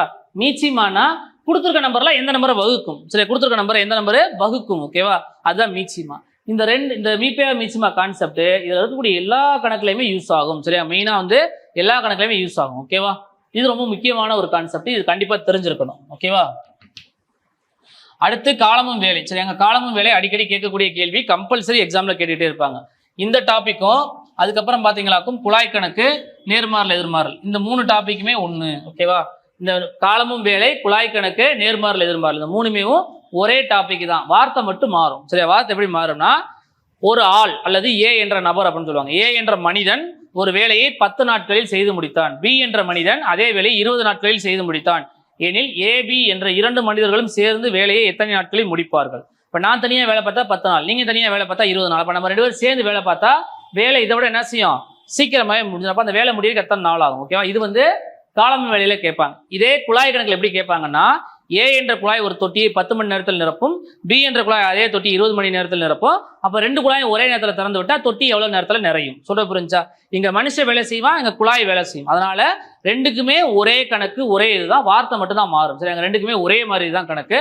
ஸோ இந்த சாப்டர் படிச்சமாக அந்த சாப்டர் படிக்க தேவையில்லை, குழாய் கணக்கு படிக்க தேவையில்லை. ஓகேவா? நேர்மாறில் எதிர்மாறில் அதே மாதிரி தான், இதே ஆட்கள் நாட்கள் தான் அங்கேயும் வருவாங்க. இதுல ஒரு ஃபார்முலா, ஒரே ஒரு ஃபார்முலா தான் இருக்கும் நேர்மாறல் எதிர்மாறலுக்கு. ஓகேவா? ஸோ 3மே ஒரே டாபிக், இந்த 3மே வந்து ஒரே டாபிக். ஓகேவா? இந்த 3மே வந்து ஒரே டாபிக். ஓகேவா? அடுத்தது பார்த்தோமாக்கும் விகிதம். ஓகேவா? விகிதம், விகிதம்னா ஒன்றும் கிடையாதுங்க, பங்கு பிரிக்கிறது. சரியா? பங்கு பிரிக்கிறது, ரேஷியோ பிரிக்கிறது. இப்போ ஒரு 500 ரூபா இருக்கு, எனக்கு 3 பங்கு, உங்களுக்கு 2 பங்குனா எனக்கு எவ்வளவு கிடைக்கும்? 300 ரூபா. உங்களுக்கு 200 ரூபா. சொல்ல எனக்கு 300 ரூபா, உங்களுக்கு 200 ரூபா. இந்த கான்செப்ட் தான் அதில் வரக்கூடிய விகிதத்தை பொறுத்த வரைக்கும். நமக்கு எக்ஸாம்ல எப்படி கொடுப்பாங்கன்னா, ஒரு அமௌண்ட்டை கொடுத்துருவாங்க. ஒரு 3 பேத்துக்கு பிரிக்கலாம், 4 பேத்துக்கு பிரிக்கிற மாதிரி அமௌண்ட்டாக கொடுப்பாங்க. ஒரு எடுத்துக்காட்டு சொல்லணும்னு வச்சுக்கோங்களேன். இப்போ குரூப் 4 யார் யாரெல்லாம் எழுதுனீங்க? நல்லா கேட்குங்க. ஒரு ஆள் தானா? மற்றவங்கலாம் கவனிங்க. அது குரூப் 4 ஒரு கேள்வி கேட்டிருப்பாங்க. ஒருத்தர்கிட்ட ஏபிசிடி மொத்தம் 4 பேர் இருக்காங்க, 4 பேத்துக்குமே அவர்கிட்ட ஒரு பேனாவை பிரித்து கொடுக்கணும். அதுக்கு ஒரு விகிதம் கொடுத்துருந்தாங்க, 1/2, 1/5 இந்த மாதிரிலாம் கொடுத்துருந்து. ஸோ அப்போ அவர்கிட்ட அதிகபட்சமாக எத்தனை பேனா இருக்குன்ற மாதிரி கொஸ்டின்ஸ் கேட்டிருப்பாங்க. ஓகேவா? அதை பெருக்கி போட்டு விடை கண்டுபிடிக்கிற மாதிரி இருக்கும் அந்த கொஸ்டின்ஸ். ஓகே? ஸோ அந்த மாதிரி விகிதம் பிரித்து கொடுக்கக்கூடிய ஒரு அமௌண்ட்டவோ அல்லது ஒரு வேற ஒரு பொருளவோ பிரித்து கொடுக்குற மாதிரி இருக்கும். அல்லது ஒரு பிரித்து வச்சிருக்க பொருளில் இது எவ்வளோ இருக்குது, இது எவ்வளோ இருக்குன்ற மாதிரி கேட்பாங்க. எடுத்துக்காட்டு சொல்லணும்னா, ஒரு 20 லிட்டர் பால் இருக்குது. 20 லிட்டர் பாலில் 1 பங்கு பாலும் 4 பங்கு தண்ணி இருக்குன்னா அப்போ எத்தனை லிட்டர் பால் இருக்கும், எத்தனை லிட்டர் தண்ணி இருக்கும்? 20 லிட்டர்ல 1 பங்கு பால் இருக்கு, 4 பங்கு தண்ணி இருக்கு. அப்போ எத்தனை லிட்டர் பால் இருக்கும், எத்தனை லிட்டர் தண்ணி இருக்கும்? 5 லிட்டரு பால். அப்போ மீதம் 15 லிட்டரா? 15 லிட்டர் பிரிச்சா இது 5, 15 2 விகிதம் எடுத்து அப்படி இருக்கும் 1:3 வரும். அப்போ 1:4 வரணும்னா இது 4 லிட்டர், இது 16 லிட்டர். இது 4 லிட்டரா இருக்கணும். பால் 4 லிட்டரா இருக்கும், தண்ணி எத்தனை லிட்டரா இருக்கும்? 16 லிட்டரா இருக்கும். சொல்ல போறாங்க 16 லிட்டரா இருக்கும். ஓகேவா? ஸோ இந்த கொஸ்டின்ஸ் ரொம்ப ஈஸியா சொன்னீங்களா? இந்த மாதிரி கொஸ்டின்ஸும் கேட்பாங்க. ஓகே? இந்த மாதிரி கொஸ்டின்ஸும் கேட்பாங்க விகிதத்துல. விகிதம் பார்த்துட்டோமாக்கும். சரிங்க? விகிதம் சாப்டர் பார்த்தோமாக்கும் வயது கணக்கு சாப்டரும் ஒரே மாதிரி தான் இருக்கும். சரிங்க? வயது கணக்கு சாப்டரும் ஒரே மாதிரி தான் இருக்கும். விகிதம் சாப்டரும் வயது கணக்கு சாப்டரும் ரெண்டும் ஒரே சாப்டர் தான். ஓகேவா? எப்படி இருக்குன்னு கேட்டோமாக்கும், ஒரு எடுத்துக்காட்டுக்கு ஏபி. சரியா? ஏபின்ற 2 நம்பர் இருக்கு, அல்லது 2 எண்கள் இருக்கு, அல்லது 2 மனிதர்கள் இருக்கான்னு கூட வச்சுக்கோங்க. சரிங்க? ஏபி வந்து 2:3 சொல்லி இருக்கு. ஓகேவா? 2:3 சொல்லி ஒரு நம்பர் இருக்கு. முதல் நம்பர் 2 மடங்கா இருக்கு, அடுத்த நம்பர் 3 மடங்கா இருக்கு.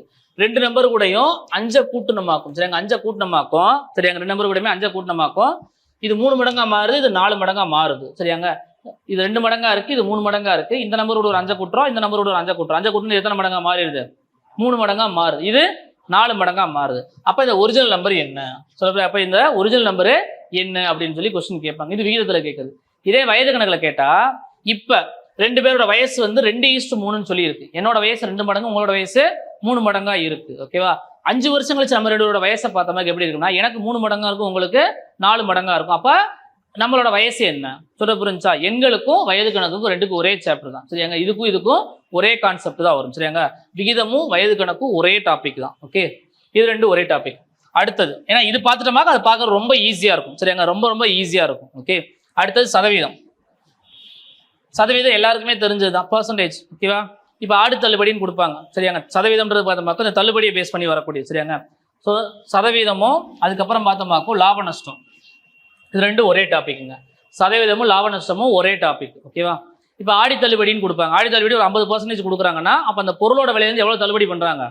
50% தள்ளுபடி பண்ணுறாங்கன்னு அர்த்தம். சரியாங்க? இது கடைக்காரருக்கு லாபமா நஷ்டமா? பொதுவாக கேட்குறேன். போட்டிருக்க விலையிலேருந்து அவங்க கம்மி பண்ணி விற்றா அவங்களுக்கு என்னது? நஷ்டம். ஆனால் ஒரிஜினல் நஷ்டத்தில் யாரும் விற்க போகிறது கிடையாது. ஒரிஜினல் ரேட்டு ஒரு இப்போ எப்படி சொல்லணும்னா, 500 ரூபாய்க்கு ஒரு சட்டை அவங்க வந்து கொடுக்குறாங்கன்னா 300 ரூபாய்க்கு கொடுக்குறாங்கன்னு வச்சுக்கலேன். 500 ரூபா சட்டையை நமக்கு 300 ரூபாய்க்கு கொடுக்குறாங்கன்னா ஒரிஜினலாக அந்த சட்டையோட விலை எவ்வளவா தான் இருக்கும்? 200 ரூபாயா தான் இருக்கும். 200 ரூபா சட்டையை 500 ரூபா போட்டு மறுபடியும் 200 ரூபாயை குறைச்சி 300 ரூபாய்க்கு கொடுப்பாங்க. இப்போ ஆட்டோமேட்டிக்காக அவங்களுக்கு எவ்வளோ லாபம் கிடைச்சிரும்?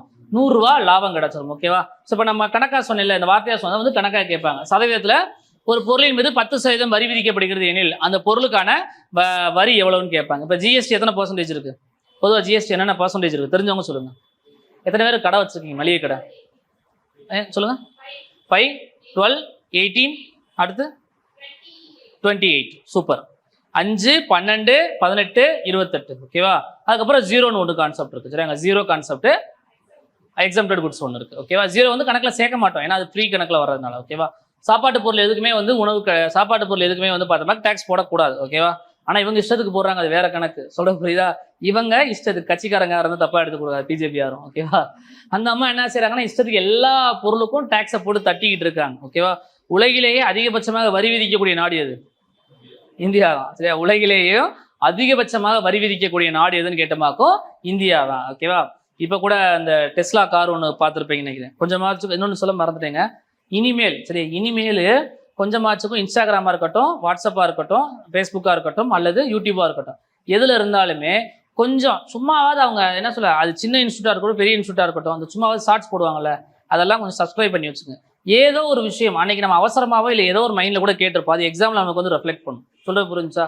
இனிமேல் பார்க்குறது கொஞ்சம் என்ன சொல்கிறதுனா, மற்ற பாட்டு, இந்த ஆடுறவன் வைக்கிறவன், சும்மா என்டர்டெய்னர், விளாக் எடுத்து போகிறவங்க, இவங்க எல்லாரையும் கொஞ்சம் அன்சப்ஸ்கிரைப் பண்ணி விட்டுட்டு இல்லை ஃபாலோ பண்ணுறதை எடுத்து விட்டுட்டு தயவு செஞ்சு சப்ஜெக்ட் ஓரியன்டாக நமக்கு பொழப்புக்கு எது தேவையோ அதை ஃபாலோ பண்ணிக்கோங்க, அதை சப்ஸ்கிரைப் பண்ணிக்கோங்க. ஏன்னா எந்த இடத்துலையோ ஏதோ ஒரு இடத்துல நம்ம பார்த்துருப்போம், அது நமக்கு எக்ஸாமுக்கு எப்படியோ ஒரு வகையில் வந்து ஹெல்ப் பண்ணும். சொல்ல புரிஞ்சாங்க? ஒன்றும் கிடையாது. இப்போ ஆயுதத்துக்கு வேறு என்னென்ன பேர்லாம் இருக்குன்னு கேட்குறப்ப அதில் ஆயுதத்தின் மாத்திரையோட அளவு என்னன்னு கூட கேட்கலாம். சொல்ல புரியுங்க? ஆயுதத்தோட மாத்திரை என்னன்னு கேட்கலாம், குட்டியில் ஒருத்தர மாத்திரை என்னன்னு கேட்கலாம். சொல்ல புரியுதா? அல்லது அவங்க இப்போ யூடியூப்ல பார்த்துருக்கீங்களா இல்லை இதில் இன்ஸ்டாவில் பார்த்துருக்கீங்களா என்னன்னு தெரியாது, ஒருத்தர் இந்த ஷார்ட்ஸ் போடும்போது பார்த்தோம்னா பாட்டு பாடிட்டு டான்ஸ் ஆடிக்கிட்டே ஒரு மாதிரி ஒரு பண்ணுவாப்புல. அது ரொம்ப நாள் கழிச்சு தான் ஸ்டூடெண்ட்ஸ் என்கிட்ட காமிச்சாங்க. அதை பார்க்கும்போது அவரோட எஃபர்ட் வந்து அவர் ரொம்ப கொடுக்குறாப்புல. அது என்னன்னு தெரியல, முடிஞ்ச நான் பிரேக் விட்டதுக்கு அப்புறம் கூட காமிக்கிறேன். அவர் கொடுக்குறப்ப பார்த்தோம்னு வச்சுக்கோங்களேன், ஒவ்வொரு விஷயத்தையுமே வந்து பார்த்தோம்னா டான்ஸ் ஆடி இல்லைன்னா பாட்டு பாடி அவராக அந்த பாட்டுக்கு வந்து மிங்கிள் பண்ணி சொல்கிற மாதிரிக்கு இருக்கும். ஓகேவா? ஸோ அந்த மாதிரிலாம் ஒரு சிலது எப்படி சொல்கிறேன்னா, கர்சன் பிரபு, வில்லியம் பெனிங் இந்த மாதிரிலாம் இருப்பாங்கல்ல. ஸோ அந்த மாதிரி இருக்கவங்க அதெல்லாம் பேரை சொல்லி இவர் ஒரு மாதிரி கதை சொல்லி ஏதோ ஒரு மாதிரி பேசிகிட்டு இருப்பார், பாட்டு பாடி இந்த மாதிரி மிங்கிள் பண்ணுவாங்க. ஓகேவா? நமக்கு தேவை அந்த இன்ஃபர்மேஷன் நம்ம காதுக்குள்ளே வந்துருச்சா, அவ்வளோதான். ஓகேவா? அந்த மாதிரி பார்த்துக்கிட்டாலே போதும். ஓகே, இவங்களுக்கு டிஸ்டர்பாக இருக்காதா? பிரச்சனை இல்லையா? ஓகே. ஸோ அந்த மாதிரி நமக்கு அந்த விஷயத்தை நம்ம உள்வாங்கிக்கிறோம். சொல்ல போகிற யார் மூலமாக வருதுன்ற நமக்கு தேவையில்லை, அது மூலமாக நமக்கு ஒரு மார்க் வருதா சந்தோஷமாக எடுத்துக்கோங்க. சொல்ல போகிறாங்க சந்தோஷமாக ஏற்றுக்கங்க. ஓகேவா?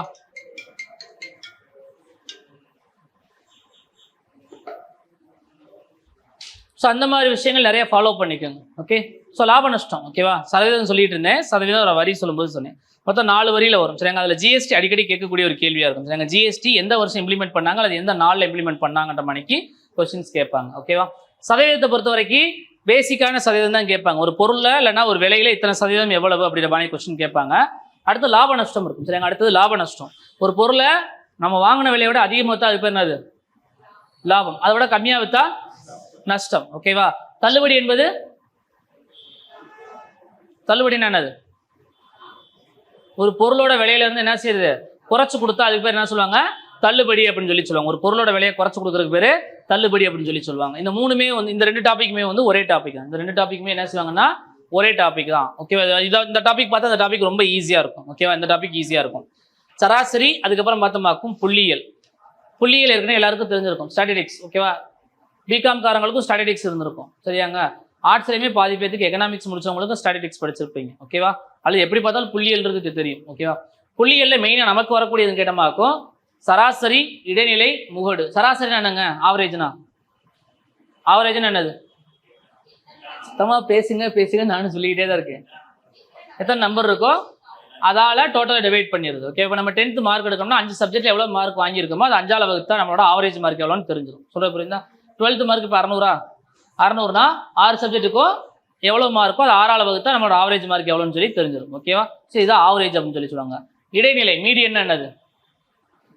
இடைநிலை வார்த்தையிலே இருக்கு. கொடுத்துருக்க நம்பரை ஃபுல்லாக வரிசையாக எழுதுனா அதில் நடுவில் எது வருதோ அதுதான் அதோட இடைநிலை. முகடு, எந்த நம்பர் அதிக முறை வந்திருக்கோ அதுக்கு பேர் என்ன சொல்லுவாங்கன்னா முகடு அப்படின்னு சொல்லி சொல்லுவாங்க. ஓகேவா? முகடுனா அதிகமாக நம்ம யூஸ் பண்ணக்கூடியதாங்க, வேற ஒன்றுமே கிடையாது. கடைக்காரங்க அதிகமாக யூஸ் பண்ணுறது முகடு தான் யூஸ் பண்ணுவாங்க.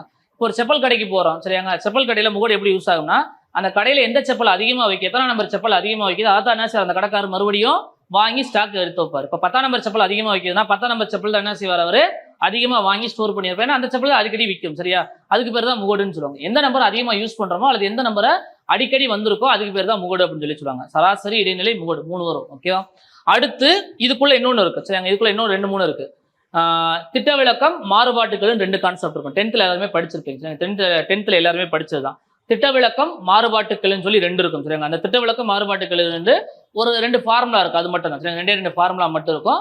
நமக்கு கேட்கிற திட்ட விளக்கமே எப்படி இருக்கும்னா கேள்வியிலே பதில் இருக்கும். சரிங்க, கேள்வியிலே பதில் இருக்கும். அதை அப்படியே கரெக்டாக குறிக்கணுமான்னு சொல்லணும். ஓகேவா? எப்படின்னு கேட்டமாக்கும், ஒரு குறிப்பிட்ட மதிப்புகளோட திட்ட விளக்கம் 5ன்னு சொல்லியிருக்காங்கன்னு வச்சுக்கோங்களேன். ஒரு குறிப்பிட்ட மதிப்போட திட்ட விளக்கம் 5. இந்த ஒவ்வொரு திட்ட விளக்கத்தோடையும் 1 கூட்டினா புதிய திட்ட விளக்கம் என்னன்னு கேட்பாங்க. சரியாங்க? திட்ட விளக்கம் என்பது கூட்டினாலும் கழிச்சாலும் மாறாது. அப்ப 5 இருக்குன்னா 5 கூட எத்தனை கூட்டினாலும் மறுபடியும் புதிய திட்ட விளக்கம் என்னவா தான் இருக்கும்? 5ஆ தான் இருக்கும். சொல்ல புரியுதா? அப்ப கேள்விக்கான பதில் அதுலேயே தான் இருக்கும். அந்த பதில் அங்கே எடுத்து எழுதுனா போதும். சொல்ல புரியுது? அந்த மாதிரி கேள்வி தான் நம்ம கேட்பாங்க. திட்ட விளக்கம், மாறுபாட்டுகள். ஸோ சராசரி இது 2 ஒரே டாபிக் தான். இதுக்குள்ள எக்ஸ்ட்ராவாக கொஞ்சம் ஒன்று இருக்கும். ஒன்றும் கிடையாதுங்க. இப்போ கிரிக்கெட் பார்த்துட்டு இருப்பீங்கல்ல, தோனியோட ஆவரேஜ் ரன் அந்த ஸ்கோர் எவ்வளோ? சரிங்க, தோனியோட ஆவரேஜ் ஸ்கோர் எவ்வளோன்னு கேட்பாங்க. டோட்டலாக அவர் எத்தனை மேட்ச் விளாண்டுருக்காரு, டோட்டலாக எத்தனை ரன் எடுத்திருக்காரு, 2 டிவைட் பண்ணி என்ன கிடைச்சிரும்? ஆவரேஜோட அவர் ரன் ரேட் கிடைச்சிரும். ஆவரேஜ் ரன் ரேட் கிடைச்சிரும். ஓகேவா? இப்போ அடுத்த மேட்ச்ல அவர் எத்தனை எடுத்தா இவரோட ரன் ரேட் இத்தனையா மாறுன்ற மாதிரி அவங்க எஸ்டிமேட் போடுவாங்கல்ல, அந்த மாதிரி கொஸ்டின்ஸ் இதில் கேட்பாங்க. சரிங்க, அந்த மாதிரி கொஸ்டின்ஸ் இதில் கேட்பாங்க. ஓகேவா? அடுத்து இந்த 2 டாபிக், ரயில் கணக்கு, தொலைவு கணக்கு. இது ரெண்டுமே பார்த்தோமாக்கும் எக்ஸாம்ல இது வரைக்கும் கேட்டது ரொம்ப குறைவு. ஆனால் தொலைவு கணக்கு கேட்டிருக்காங்க. சரிங்க, அதுக்கப்புறம் தொலைவு கணக்கு கேட்டிருக்காங்க அடிக்கடி. ஸோ அது பார்த்தோமாக்கும் 2க்கும் ஒரே மாதிரி தான் இருக்கும். நமக்கு எப்படி கொஸ்டின் கேட்பாங்கன்னா, ஒரு திருடை மணிக்கு ஒரு 200 மீட்டர் வேகத்தில், மணிக்கு 200 மீட்டர் தேவையில்ல, சரிங்க, மணிக்கு ஒரு 2 கிலோமீட்டர் அல்லது ஒரு 5 கிலோமீட்டர், 2 கிலோமீட்டர் வச்சுக்கோங்க, மணிக்கு 2 கிலோமீட்டர் வேகத்தில் ஓடிக்கிட்டு இருக்கான். சரிங்க, ஒரு திருடன் மணிக்கு 2 கிலோமீட்டர் வேகத்தில் ஓடிக்கிட்டு இருக்கான். போலீஸ் அவனை ஒரு 3 கிலோமீட்டர் வேகத்தில் துரத்திக்கிட்டு இருக்காரு. சரியா? போலீஸ் அவனை ஒரு 3 கிலோமீட்டர் வேகத்தில் துரத்திக்கிட்டு இருக்காரு. ஸோ இப்போ போலீஸுக்கும் திருடனுக்கு இடையில, சரிங்க, இப்போ போலீஸுக்கும் திருடனுக்கு இடையில ஒரு 400 மீட்டர் டிஃபரன்ஸ் இருக்கு. சரி, 400 மீட்டர் டிஃபரன்ஸ் இருக்கு. அப்ப இன்னும் எவ்வளவு நேரத்தில் போலீஸ் அவனை பிடிப்பாரு? சொல்ல போய் இன்னும் எவ்வளவு நேரத்தில் அவர் போலீஸ் பிடிப்பாரு? சொல்ல புரிஞ்சா? அவனுக்கும் போலீஸ்க்குள்ள டிஸ்டன்ஸ் 400 மீட்டரா இருக்கும். இவர் 1 கிலோமீட்டர் ஸ்பீட் அவனோட ஃபாஸ்டா ஓடுறதுனால கொஞ்ச நேரத்தில் பிடிச்சிருவார். அந்த டயத்தை கால்குலேட் பண்ணும்ல. ஸோ இதுதான் அங்கே வரும். ஓகேவா? இதே தான் அப்படியே ட்ரெயின் கணக்கில் வரும். ஒரு ட்ரெயின் முன்னாடி போய்கிட்டு இருக்கு, இன்னொரு ட்ரெயின் அதுக்கு பின்னாடி வந்துகிட்டு இருக்கு. ரெண்டுக்குள்ள கேப் 400 மீட்டரா இருக்கு. ஸோ அப்போ அந்த பின்னாடி வரக்கூடிய ஃபாஸ்டான ட்ரெயின் இன்னும் எவ்வளவு நேரத்தில் இந்த முன்னாடி போற ட்ரெயினை பீட் பண்ணி முன்னாடி போகும்? சொல்ல புரிஞ்சா? ஸோ இங்கே திருடனும் போலீஸா இருப்பாங்க, இங்கே ட்ரெயினா இருக்கும். அவ்வளோதான் வித்தியாசம். ஓகே, அது 2 ஒன்று தான். அடுத்தது பார்த்தோமாக்கும் கூட்டு வட்டி, தனி வட்டி. சரிங்க, கூட்டு வட்டி, தனி வட்டி, இது எல்லாருக்கும் தெரிஞ்ச ஒரு டாபிக். ஓகேவா? நமக்கு கூட்டு வட்டிக்கான கணக்கு கேட்கறது ரொம்ப ரொம்ப ரொம்ப ரொம்ப ரொம்ப கம்மி. ஆனால் ஃபார்முலா கேட்பாங்க. சொல்ல ஃபார்முலா கொஸ்டின் கேட்பாங்க. லாஸ்ட் டைம் பார்த்தோமாக்கும் ஒரு டைம் பொறுத்துகள் எல்லாமே ஃபார்முலா வச்சு கேட்டாங்க. மேக்ஸில் பார்த்துருப்பீங்க, நேர்மாறில் எதிர்மாறுக்குள்ள ஃபார்முலா வச்செல்லாம் கொஸ்டின் கேட்டிருந்தாங்க. ஸோ அதனால ஃபார்முலா முக்கியம். இந்த டாப்பிக்கில் ஃபார்முலா தான் நமக்கு அதிகமாக கேட்க வாய்ப்பு இருக்கு. தனி வட்டி நம்ம நடைமுறையில் பயன்படுத்தக்கூடிய கணக்கு. சரிங்க, தனி வட்டி என்பது நடைமுறையில் பயன்படுத்தக்கூடிய ஒரு கணக்கு தான். ஓகேவா? தனி வட்டியை பொறுத்த வரைக்கும் நம்ம அன்றாடம் வாங்கக்கூடிய ஒரு அமௌண்ட் தான். 100க்கு 10 ரூபா வட்டி, 1 ரூபா வட்டி, 2 ரூபா வட்டின்னு வாங்குவோம்ல, அந்த கான்செப்ட் வேறு ஒன்றுமே கிடையாது. இப்போ நீங்கள் ஒரு 10,000 ரூபா வாங்குறீங்க. சரிங்க, 10,000 ரூபா வாங்குறீங்க, 100க்கு 5 ரூபா வட்டின்னு வச்சுக்கோங்க. 100க்கு 5 ரூபா வட்டினா 10,000 ரூபாய்க்கு எவ்வளோ வட்டி கட்டுவீங்க? 10,000 ரூபாய்க்கு எவ்வளோ வட்டி கட்டுவீங்க? 2,000 ரூபாயா? 2,500 ஒரு வருஷத்துக்கு? ஒரு வருஷத்துக்கு கூட வேணாம், சும்மா நார்மலாகவே சொல்லுங்கள், ஒரு மாதத்துக்கே விட வைங்க. 10,000 ரூபா, 100க்கு 5 ரூபா வட்டி. அப்போ 10,000 ரூபாய்க்கு எவ்வளோ வட்டி? வட்டிக்கு யாரும் வாங்கினது இல்லையா? இல்லை வட்டிக்கு யாரும் கொடுத்தது இல்லையா? 1000 ரூபாயா? 3000மா? 100 ரூபாய்க்கு எவ்வளவு? 5 ரூபா. அப்போ 1000 ரூபாய்க்கு 50 ரூபா. 1000 ரூபாய்க்கு 50 ரூபா. அப்போ 10,000 ரூபாய்க்கு 500 ரூபா. 10,000 ரூபாய்க்கு 500 ரூபா. சரியா? அவ்வளோதான். சொல்ல புரிஞ்சா? 10,000 ரூபாய்க்கு 500 ரூபா வட்டி கிடைக்கும். சரிங்க, அந்த மாதிரி கணக்குகள் தான் இதில் வரும். ஓகேவா? இதுதான் நம்ம பார்க்க போகிற டாபிக். இது தவிர்த்து ஒரு 2-3 டாபிக் இருக்கு. வடிவியல், ஆயத்தொலை வடிவியல் இருக்கு. வடிவியல்ன்றது ஒன்று இருக்கு.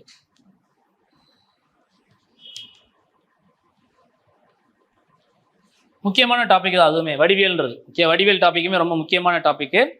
கோணம், முக்கோணம், அந்த இதெல்லாம் இருக்கும்ல, நேர்கோணம், முக்கோணம், சதுர கோணம், அந்த மாதிரிலாம் இருக்கும்ல, அது எல்லாமே அதில் வரும். செங்கோணம் எல்லாமே அதில் தான் வரும். ஸோ கோணங்களை பேஸ் பண்ணி அடிக்கடி கொஸ்டின் கேட்டுக்கிட்டே தான் இருக்காங்க. ஸோ வடிவியலையும் முக்கியமான கேள்விகள் இருக்குது. சரிங்க, வடிவியல் டாப்பிக்லேயும் முக்கியமான கேள்வி கேட்பாங்க. ஓகேவா? இந்த 19 டாபிக் தான் பார்க்க போகிறோம். இதில் லிமிட்டட் கணக்கு தான். சரிங்க, இது லிமிட்டட் கணக்கு தான். ஓகேவா? ஸோ பிரேக் போயிட்டு இதில் என்னென்னலாம் பேசிக் கொஸ்டின் மட்டும் பார்ப்போம். இன்னைக்கு பேசிக் மட்டும் பார்ப்போம். இதுவே நிறைய சொல்லியிருக்கேன். இதுவே நிறைய சொல்லியிருக்கேன். ஃபர்ஸ்ட் விஷயம் சொல்லிடுறேன், படிக்க வந்திருக்கீங்க, நிறைய கற்றுக்கணும்னு மட்டும் இருங்க. மைண்டை ரொம்ப க்ளோஸாக வைக்காதீங்க. அதாவது இது நமக்கு தெரியாது, இது நமக்கு புரியாதுன்ற மனநிலை பள்ளிக்கூடத்து வரைக்கும் பிரச்சனை கிடையாது. சொல்றது அங்கே போட்டி போட வேண்டிய அவசியம் கிடையாது.